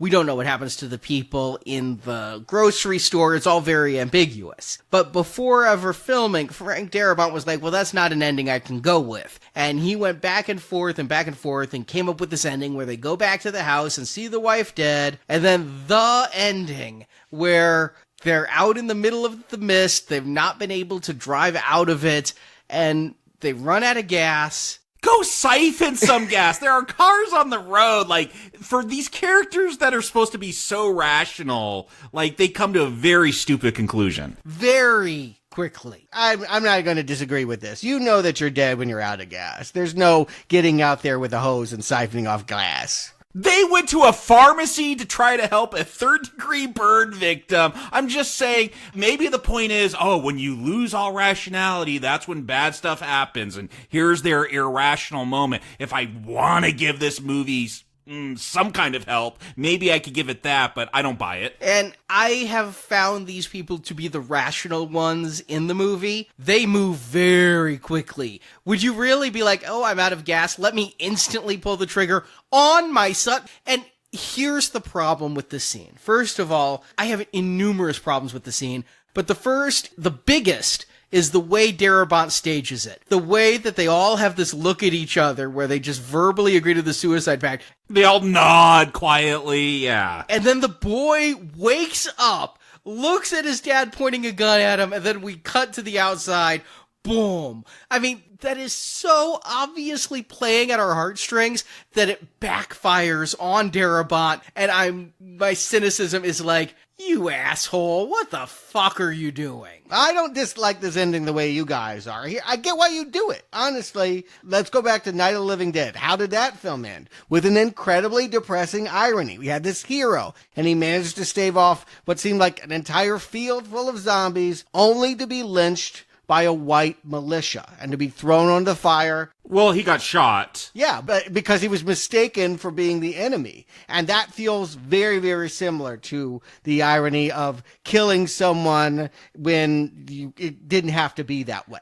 I don't know. That is so loaded with subtext because they did have an African-American hero in that film and a white mob. Here, it doesn't have subtext. It doesn't have any poignancy to me. It just feels like, what can we do to shock the audience? How can we do something grim? And I just don't buy it. I agree with you. The 68 movie hits harder because it plays into the cultural relevance of, well, of course, the white people would just assume the black guy was a zombie. And who knows? Maybe they didn't even care. They just killed him. And, that just reflected how we thought about authority and the way they treated black people at that time. This moment is summed up as oops. And that's just not as good dramatically. It's not saying anything other than it's a very transparently dark moment that, okay, yes, maybe it circles back and becomes funny to some people. I mean, it's disturbing. It's still disturbing to think of a father having to put a bullet in his son. I don't laugh at it. Okay, when I was in the theater, I was stunned that they went this way, and I was saddened that Darabont filmed it this way. If you want to do the Night of the Living Dead thing, have it be that the military kills them with the monsters or something, but to have the father pull the trigger on the son like this, with the look on that boy's face, that's fine. Okay, but then the second failure, Darabont's failure number one for not being able to stage this, I'm fine with it the way it's written so far. I'm fine with them committing suicide on paper. But seeing Thomas Jane, who is not exactly an actor of range, I've said I've liked him, but Thomas Jane cannot play this moment of, I've just killed my son and I am enraged and crying and trying to blow my own head off. Every second that scene goes on, he looks worse, and I don't buy it. 10 seconds later, the mist clears, the army shows up. I guess, here's the thing. I don't even buy this as ironic, because there are now monsters in the world. Like, they could still be killing people. They could have still killed David and Billy. Who knows? That's my problem with this movie. It's just like, here's a bunch of stuff that happens, but we don't have a viewpoint, so we don't know if characters made right or wrong decisions. It's just, here you go. Marjorie and I saw this scene where the fog clears and the military comes up seconds after killing everybody, and we laugh. We're in a theater. We are laughing our ass off, and everybody around us is like, oh, and looking at us like we are preaching Satan at church, but we couldn't hold in the gales of laughter at this wannabe M. Night twist ending that sucks so bad. I don't hate it the way you guys do. I agree, it's very transparent, and if it means anything, it reinforces the idea that the real monster is what people can do when they're under stress and when they make choices under the gun, so to speak. Quite literally in this case, yes, that they can be monstrous because the monsters, they actually make it look easy, right? Like the mist is just blowing away and they're flamethrowing every giant spider they see along the road, and they're going to win. Like, we have no doubt that Arrowhead has got this all under control, so we should never have been afraid of the monsters, is really the message of this movie. I think that's unfortunate, because I really wanted to be scared of the mist. I'm really glad Darabont didn't get the ending he really wanted here. Oh, no. Which was one last zinger. We do see that the short-haired lady did escape. She got her kids. If you'd been the gentleman to accompany the lady and followed whatever path she would have taken, you would have been saved by the military. Darabont was like, let's get every survivor and the cults and everybody from the grocery store and have them be on the next caravan. But the extras had all gone home and things. I would have liked that because, again, that would have been some kind of point of view that maybe we should all just calm down a little bit and try to be a little, even though those cult members weren't rational, but you know what I'm saying. But this, it wants to have its cake and eat its too. It wants to go all kinds of ways and have them all work. And all I gotta say is, what's wrong with having a good old-fashioned monster movie where the monster's the monster? Like, I just wanted to be scared of what's in the dark and, like, to get this moralizing message about humanity was unneeded. Well, I'm just saying that this ending, as ridiculous as it is, and it just compounds ridiculousness after ridiculousness, when I see the executive producers' names come up, I'm like, this ending's the second worst thing Harvey Weinstein has ever done. Again, I'm not sure why you hate it this much. Okay, I think I've explained it. The poor acting, the poor staging, the stupid irony that they didn't hear a tank that was, 100 yards behind them? It lacks everything. It lacks emotion, it lacks credibility, it lacks reason. Okay, I do not feel that is different. The cold in the supermarket was more ridiculous to me than this moment. You framed a shot like aliens. I'm furious. This ridiculous ending, who cares? Come on. This ending is so much worse than Cribb and Cameron. It's all bad, guys. There's no reason to fight over this. It's all bad. I really don't understand why, I still think this is kind of shocking, even though when the mist clears and you walk out of the movie theater, you go, well, that wasn't really about anything, was it? I mean, I get that it's disappointing as an ending, but the second worst thing Harvey Weinstein has ever done is quite a damnation. I don't know how I can explain it better, because it's not about killing the kid that makes this bad. It's about the fact that you kill the kid and then the military was literally a minute away.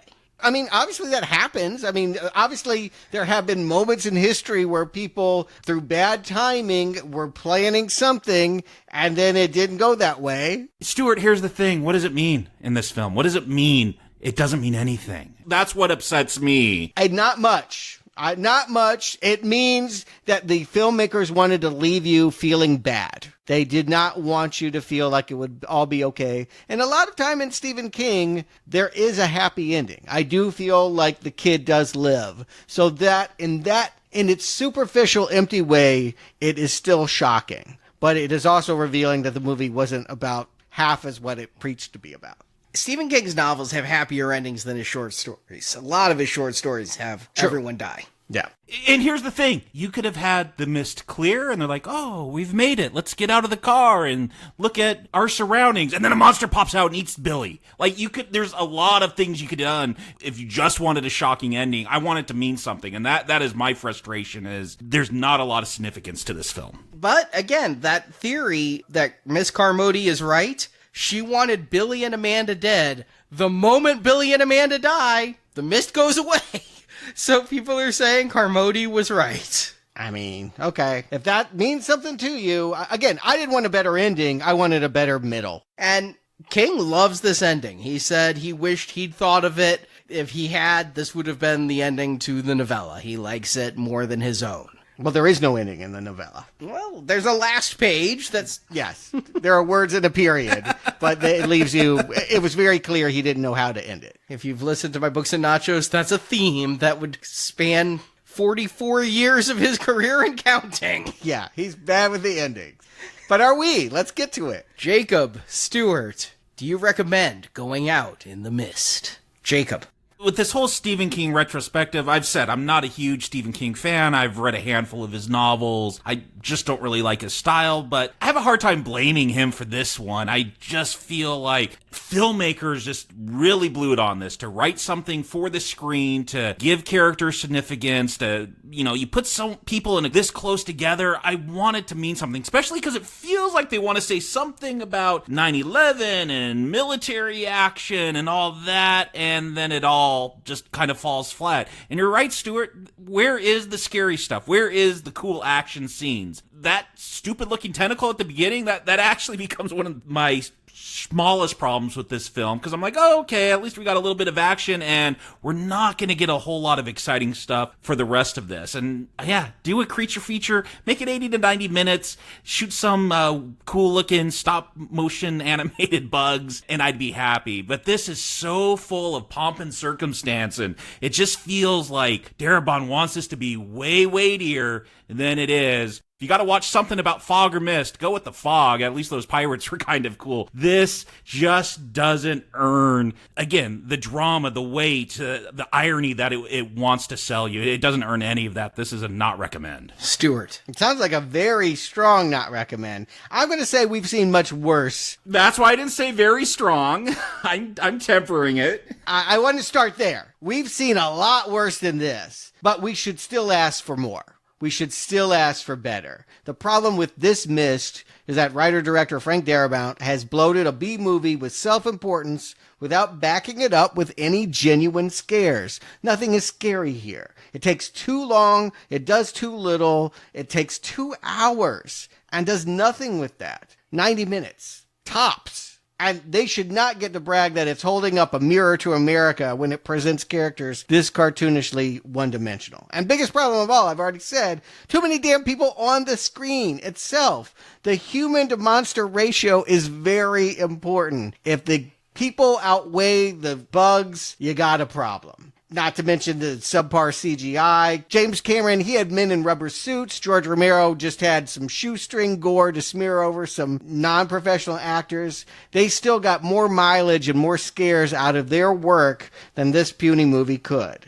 The mist should be claustrophobic, should be satirical, and it comes off as drab and dull. And yet, I'm going to say there's a general thrust of watchability to it. It is second-tier king, which means that it kind of ranks with the interesting professional failures. Movies like John Carpenter's Christine, both Pet Cemeteries, Tobe Hooper's Salem's Lot miniseries, things where you're like, yeah, I watched it. It wasn't very good. It may have had 1 or 2 things that stood out, but, you know, you can always see the red arrow in this mist. Jacob, I don't need a monster movie to have a whole lot of meaning and symbolism. If it does, that helps quite a bit. I mean, again, we can go back to our discussion of, it's not a monster movie, but Nolan's The Dark Knight is a superhero movie with a lot of pretensions in a positive way. Not that word has a negative connotation, but it has a lot of meaning and really did hold a mirror up to America. But I don't need that out of every creature feature I ever watch. But don't you think Darabont's doing that with this? Oh, yeah, I think he's trying to, but I'm just saying that's not a bar that I'm setting. I'm just saying if the director sets it, he better pay off. No, not at all.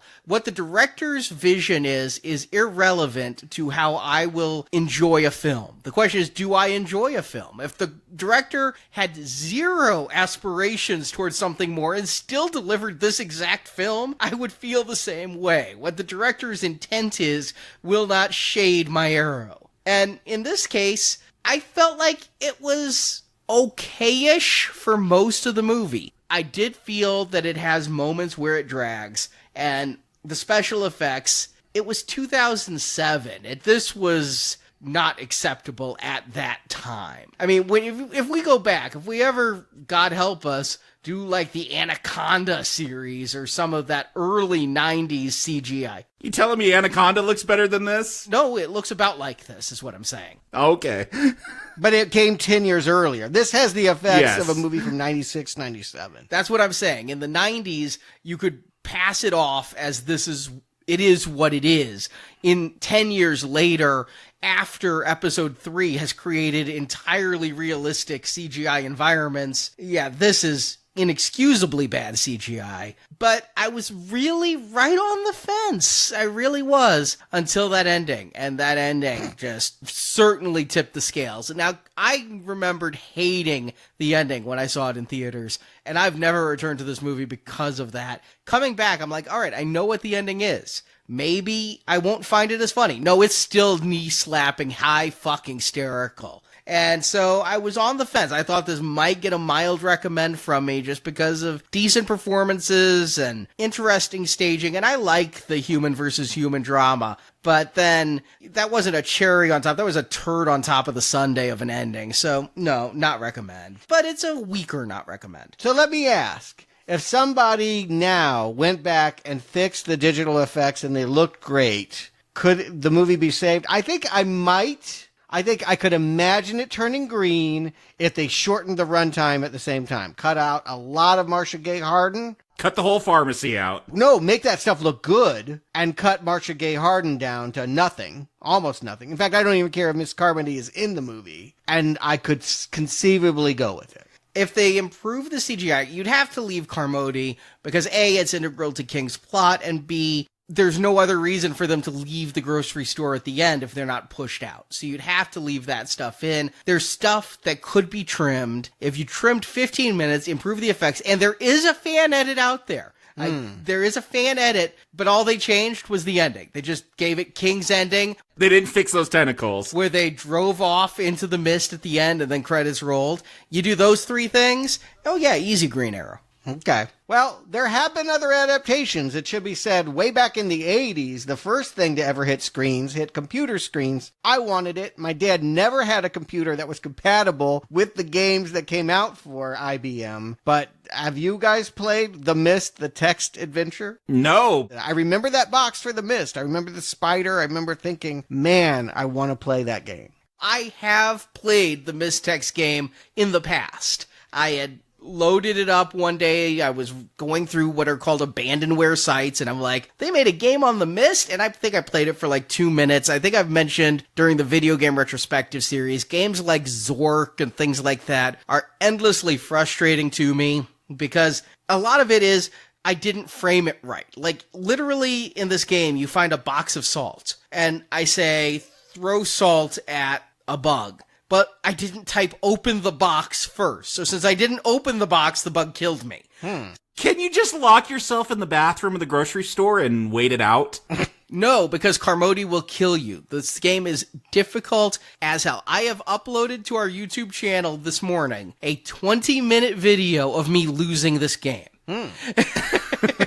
I will upload it where I win the game once I find a walkthrough, but you can watch me try to fumble my way through this game for 20 minutes and make wrong choices, but every time I do something, it counts as a move. And if I'm in that grocery store like 30 moves in, Carmody kills me. Does it have any graphics at all? Like, you know, just like even a still image? Even some text-based games would like throw you a spider at the end to bite you or something. No, it has one at the loading screen, which looks just like the box cover, pixelated. It is 100% text, but they did a lot of work with this. Have you ever heard of author Raymond Benson? No. He's best known for some of the James Bond novels after Ian Fleming died, but he's done theater stuff, he's done fiction, nonfiction. They brought him in to write the game. And so it is like reading the book. Pages of text fill the screen. Unlike Zork, where it's just like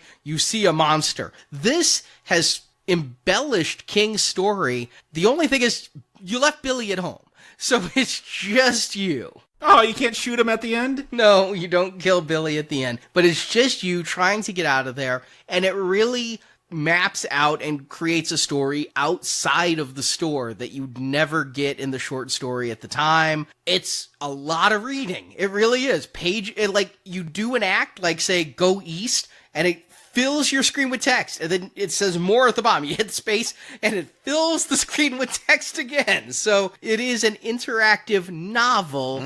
You're reading a lot, which sometimes is frustrating when you really want to, like you're fighting something. I'm like, no, just get me to it. Did I live or did I die? I don't want to read paragraphs. There's very few monsters to fight, and when you fight them, they're dead, and you can go back to those areas. Just like this movie. This sounds like I wouldn't enjoy it as much as I thought I would. I enjoy it, but I enjoyed it more for the story reasons. And I find having read the book helps a lot because I don't know how you're supposed to know to ask Ollie for a gun, okay? But Ollie has a gun. If you didn't read the book, why would you ever think Ollie would have a gun? But Amanda doesn't appear to be in the game. Ollie's in the game. Ollie has a gun that you need to solve a puzzle of killing a bug. I much prefer the 90s adaptation of this book, though.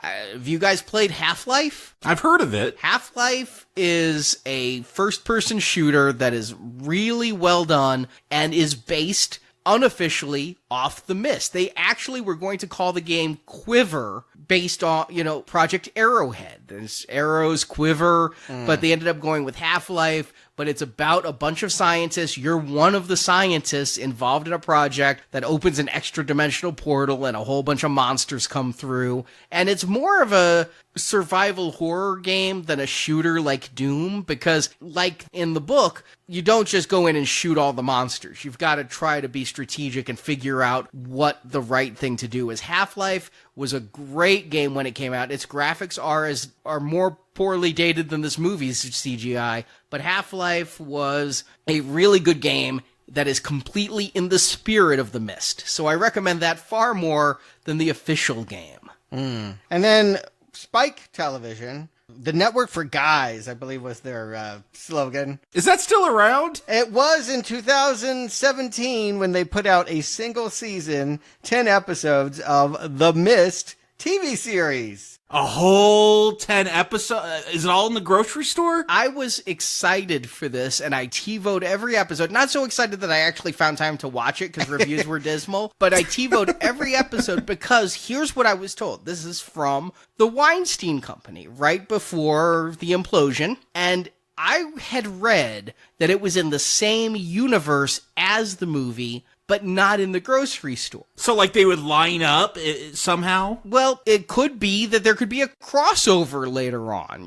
People from the grocery store might encounter these people. So no David and Billy? No David, no Billy. Unfortunately, in the very first episode, there is a Miss Carmody who gets killed. And so I'm instantly like, wait a second. If that's what you're doing to Mrs. Carmody, unless they're, I don't know, sister-in-laws or something. But this is a drama show where one clump of people is in a mall, and it's a girl trapped with the guy who she thinks date raped her the night before the mist came in. Oh, it's a downer like the movie. I saw the pilot when it premiered, and I immediately just thought this is a very unappealing Walking Dead ripoff. Like, it was just about a bunch of bedraggled characters standing around with supposedly something horrific happening, but we would never get to it. It would never really, they didn't have the budget to really do it. I went back and I watched the first 2 episodes and then the finale. There are no bug monsters in the TV series. There are bug monsters, yes. But they are literal bugs. Right. That's what I mean. They're not monsters. There's bugs that will get on you. Their take is I actually think it's kind of cool. If you're going to develop The Mist as a TV series, they're getting away from the idea that it's a giant, icky thing that's going to bite your head off, and more like you are the monster. I mean, that was the theme. If you ever saw George Romero's The Crazies, where a gas was released and it made everyone crazy, it was a pretty good original and it was a really good remake. That's what this Mist was. I didn't know if they ever gave a reason for it being a chemical agent, but it just kind of made people crazy and they started following their darkest impulses. Great, go with that. But then when the show becomes, all about a he said, she said date rape scenario, was that to get young audiences? Because, it was like a CW show. Do young audiences love date rape? Well, I mean, it was about young characters. That was the storyline that was given all the floor of all these people trapped in the mall. It just seemed like everything was, and then it ended up being her bisexual friend that wears makeup. Who is actually a transgendered man who is the performer. And so when you find out that this transgendered man is playing just a gay man and actually has a penis with which to rape a woman and is a psychotic killer, it's really off the rails. Now, I think they made the wrong TV series. I think they made James Herbert's The Fog and called it The Mist, the TV series, because when people get in the mist, it's not just that monsters can get you. They start seeing dead people and talking to ghosts and having visions and all this stuff. But the narrative is so screwed up. Like episode 5, they decided to be lost. And you said The Walking Dead, but they decided they were lost for an episode and kept giving us flashbacks to before the Mist. And so we could see where this person was doing pre-Mist and how it was impacting them post-Mist, but then they never went back to that. And there was the sheriff who was the father of the accused date rapist who became a religious zealot for like one episode. It is completely unappealing in 3 ways. First, it didn't live up to the promise that it was in the same universe as the movie, which is what I wanted. Although the movie's bad, so I'm okay with that. Yeah, I just kept hoping Thomas Jane would show up. 2, it's not true to Stephen King because it's not his Mist. There's really way too much going on with these bugs. And it's so episodic, but there's an episode where one of the main characters, his brother, is in a hospital, and then it's going to get covered with leeches after surgery. It's not scary monsters. The CGI is just as bad as this. But the third thing is, this is a cast of nobody I know at all. Nobody I've seen before or will see again. Francis Conroy was featured in American Horror Story a lot, and Isaiah Whitlock is the man who coined shit on The Wire. I'll always love him, but by and large, I agree. They seem like Canadians that have no hope of ever getting another gig. And the writing was abysmal. There's not a single character on it that I liked 2 episodes in. I watched all 10 episodes. I would have rather, if I could have, exchanged somebody extracting a fingernail for each episode I didn't have to watch, I'd at least be missing 4 fingernails for this recording. Yeah, well, you never have to watch all of it. We were here to review the movie, but thanks for taking the bullet. I only watched the first episode again. I saw the second, and then I just skipped to the end. I'm like, well, how does this even leave off on a note? And, of course, they were hoping to get picked up. They were heading to a new location for season 2, and, well, we'll never know. Yeah, it was a cliffhanger ending, and Spike became Paramount Network, and Paramount was like, if the ratings are good, we'll happily have The Mist for season 2, and the ratings weren't good. But you mentioned The Walking Dead. My real mystery out of all of this is, what happened to Frank Darabont? This was the last movie he ever directed. Now, it wasn't the smash, critical, or money hit of his previous 2 King adaptations, but it made money. It only cost $18 million. It made 58 worldwide, 26 in the States. You add in home media, which was a big market in 2007. It made decent money for the Weinsteins, even though their accountants will flub those numbers. Well, I was shocked. I look at its Rotten Tomatoes score, and it was like in the 70s. Like, you wouldn't get that impression from listening to us. No, and I remember the reviews I read were very poor. Again, that was a part of the reason why I didn't pay theater price. But I knew Darabont went and started The Walking Dead a few years after this, and it did take him several years, it turned out, to get The Walking Dead going. He was doing it for NBC, which I can't even imagine. But then NBC put it in turnaround, so he was developing it for Fox and then Turner, finally AMC. But what I remembered, because I was watching The Walking Dead back then, is Darabont was fired early into season 2. Right, yeah. My sense is he's difficult to work for. Yeah, I did a little bit of digging, and he's worked a little in television since.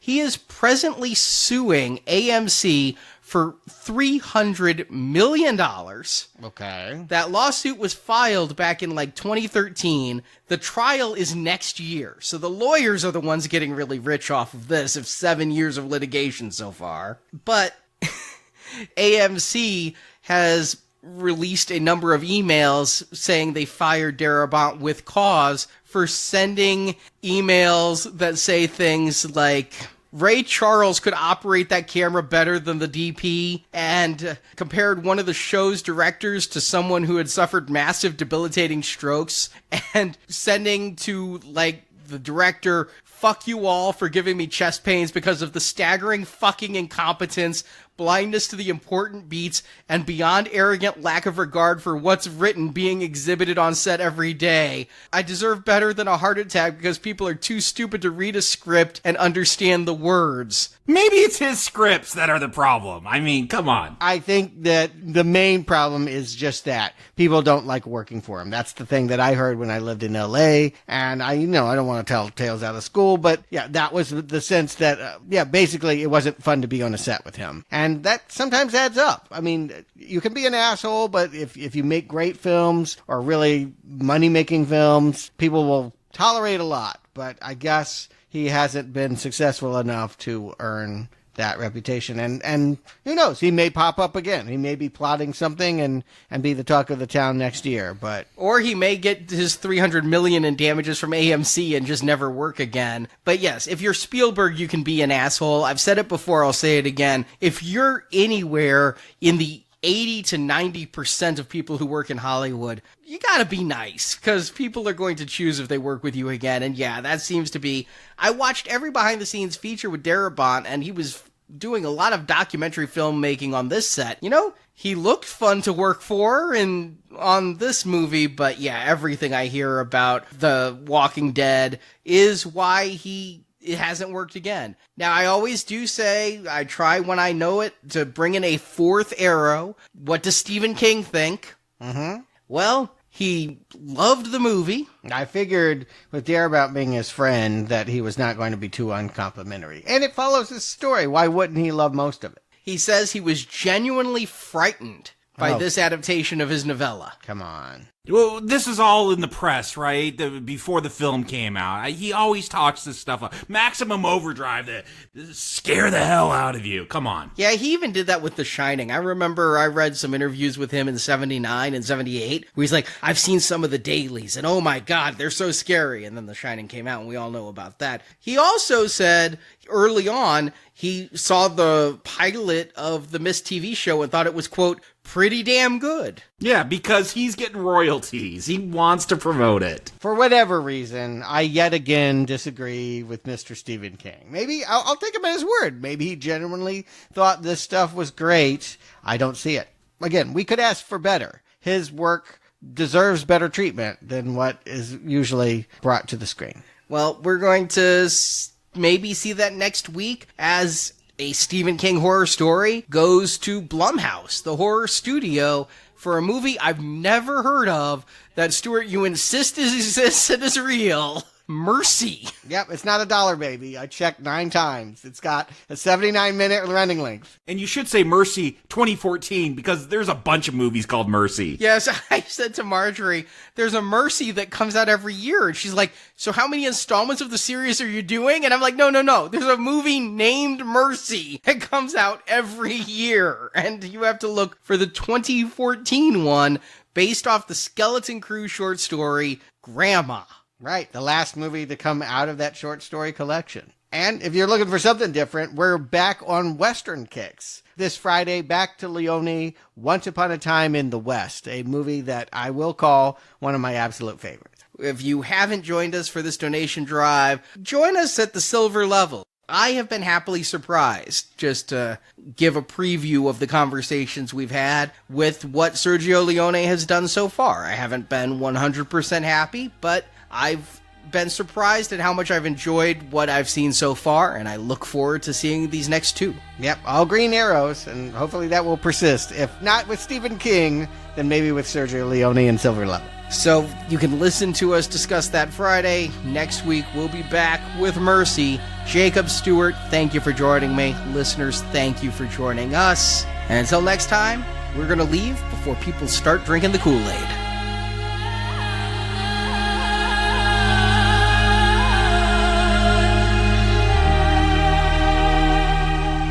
David, there's nothing out there. Nothing in the mist. What if you're wrong?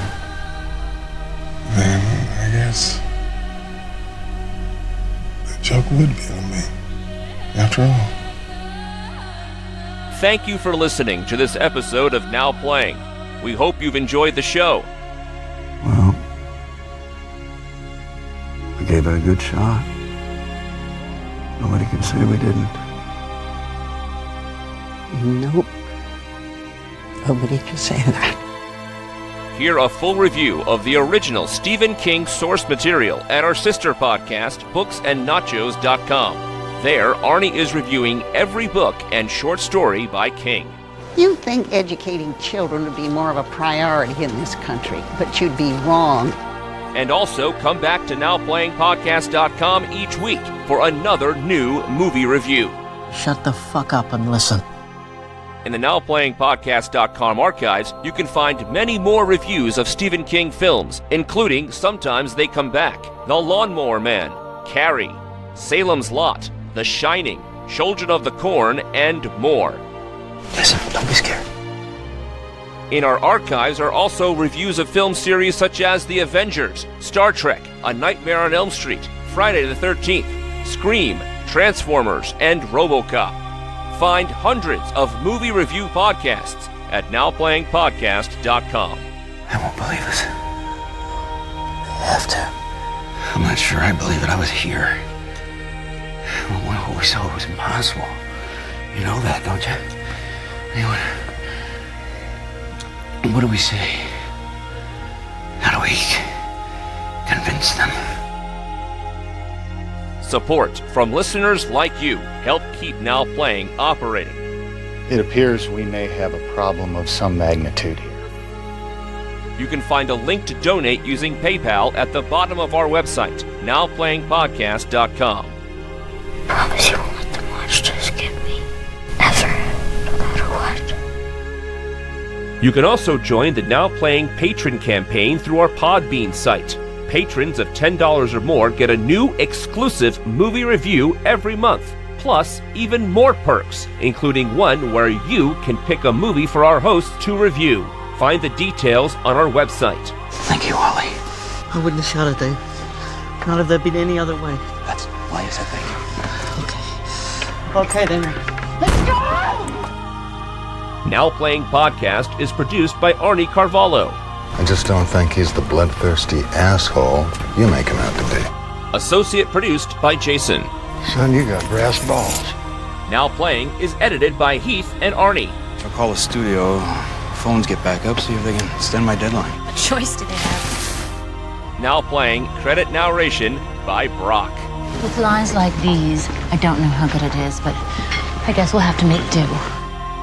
The opinions expressed on Now Playing are those of the individual hosts and may not reflect the opinion of Venganza Media Incorporated. How was I supposed to know what you meant? You should have said what you meant better. Venganza Media Incorporated is not affiliated with the motion pictures reviewed or otherwise referred to herein. All movie clips and music included in this podcast are the intellectual property of the respective copyright holders. They are included here for the purpose of review and no infringement is intended. You want me to report to you? You want to lose your job? Look, I'm going to be taking down names, starting with you. And I am prepared to file a police report. Fine, but write down your names. I will.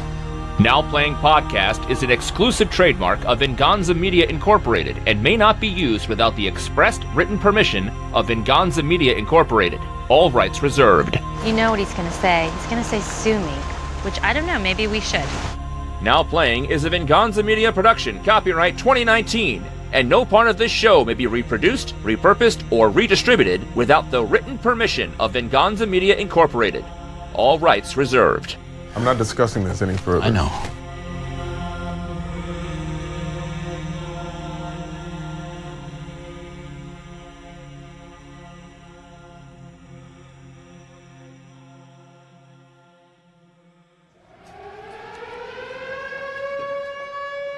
Well, keep in mind, Stephen King also devours books. I mean, he reads at the speed that Jay Leno ate Doritos in the 80s, if you remember, he did all those Doritos ads, yeah. Yeah, I got your reference.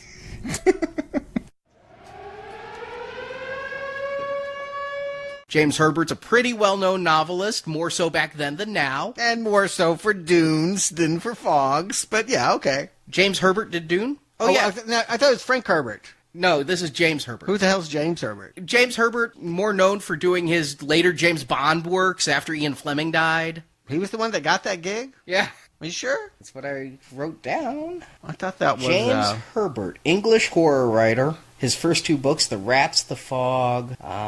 Okay, I must have thought of somebody else. Yeah, it's not the James Bond. I can't think of it. His name is escaping me, but that is not ringing that bell. No. But no, I'm talking about James Herbert, not Frank Herbert. Do we want to keep... I mean, it's kind of funny because I think it's an obvious All right, confusion. I'll do.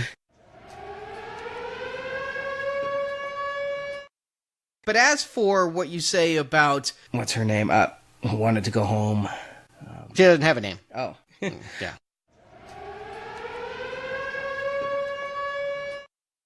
Have you ever heard of author Raymond Benson? No. He's author best known for some of the James Bond novels after Ian Fleming died. This is the guy I was thinking of. Oh, is this the guy you were referencing at the beginning?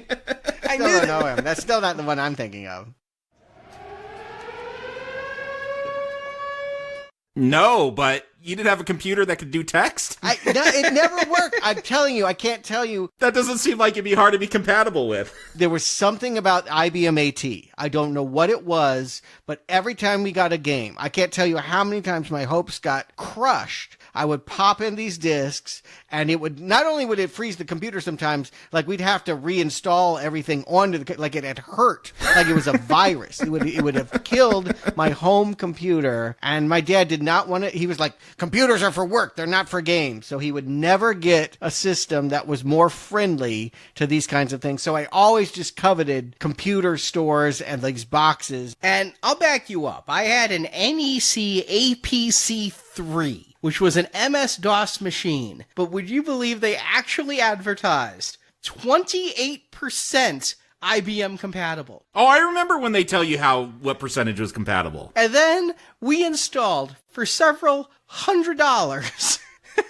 a SLE card, software library expander card, that extended it to a nearly 80% compatible. So yes, I was also a victim of buying games that wouldn't work. Specifically, Star Trek V, The Final Frontier, was a game I bought and could not play, and it finally got my godfather to be like, Arnie's kind of learning a lot about computers. Maybe he should have one that's not 8 years old so he can do stuff, and shaped my entire future by buying me an Amstrad with 4 megs of RAM. And 100% compatibility. Yes, it was 100% compatible, a 386. Ooh, a 386. I remember those. And the reason I bring up Star Trek V, it was published by Mindscape, who also made the Myst text game a few years earlier.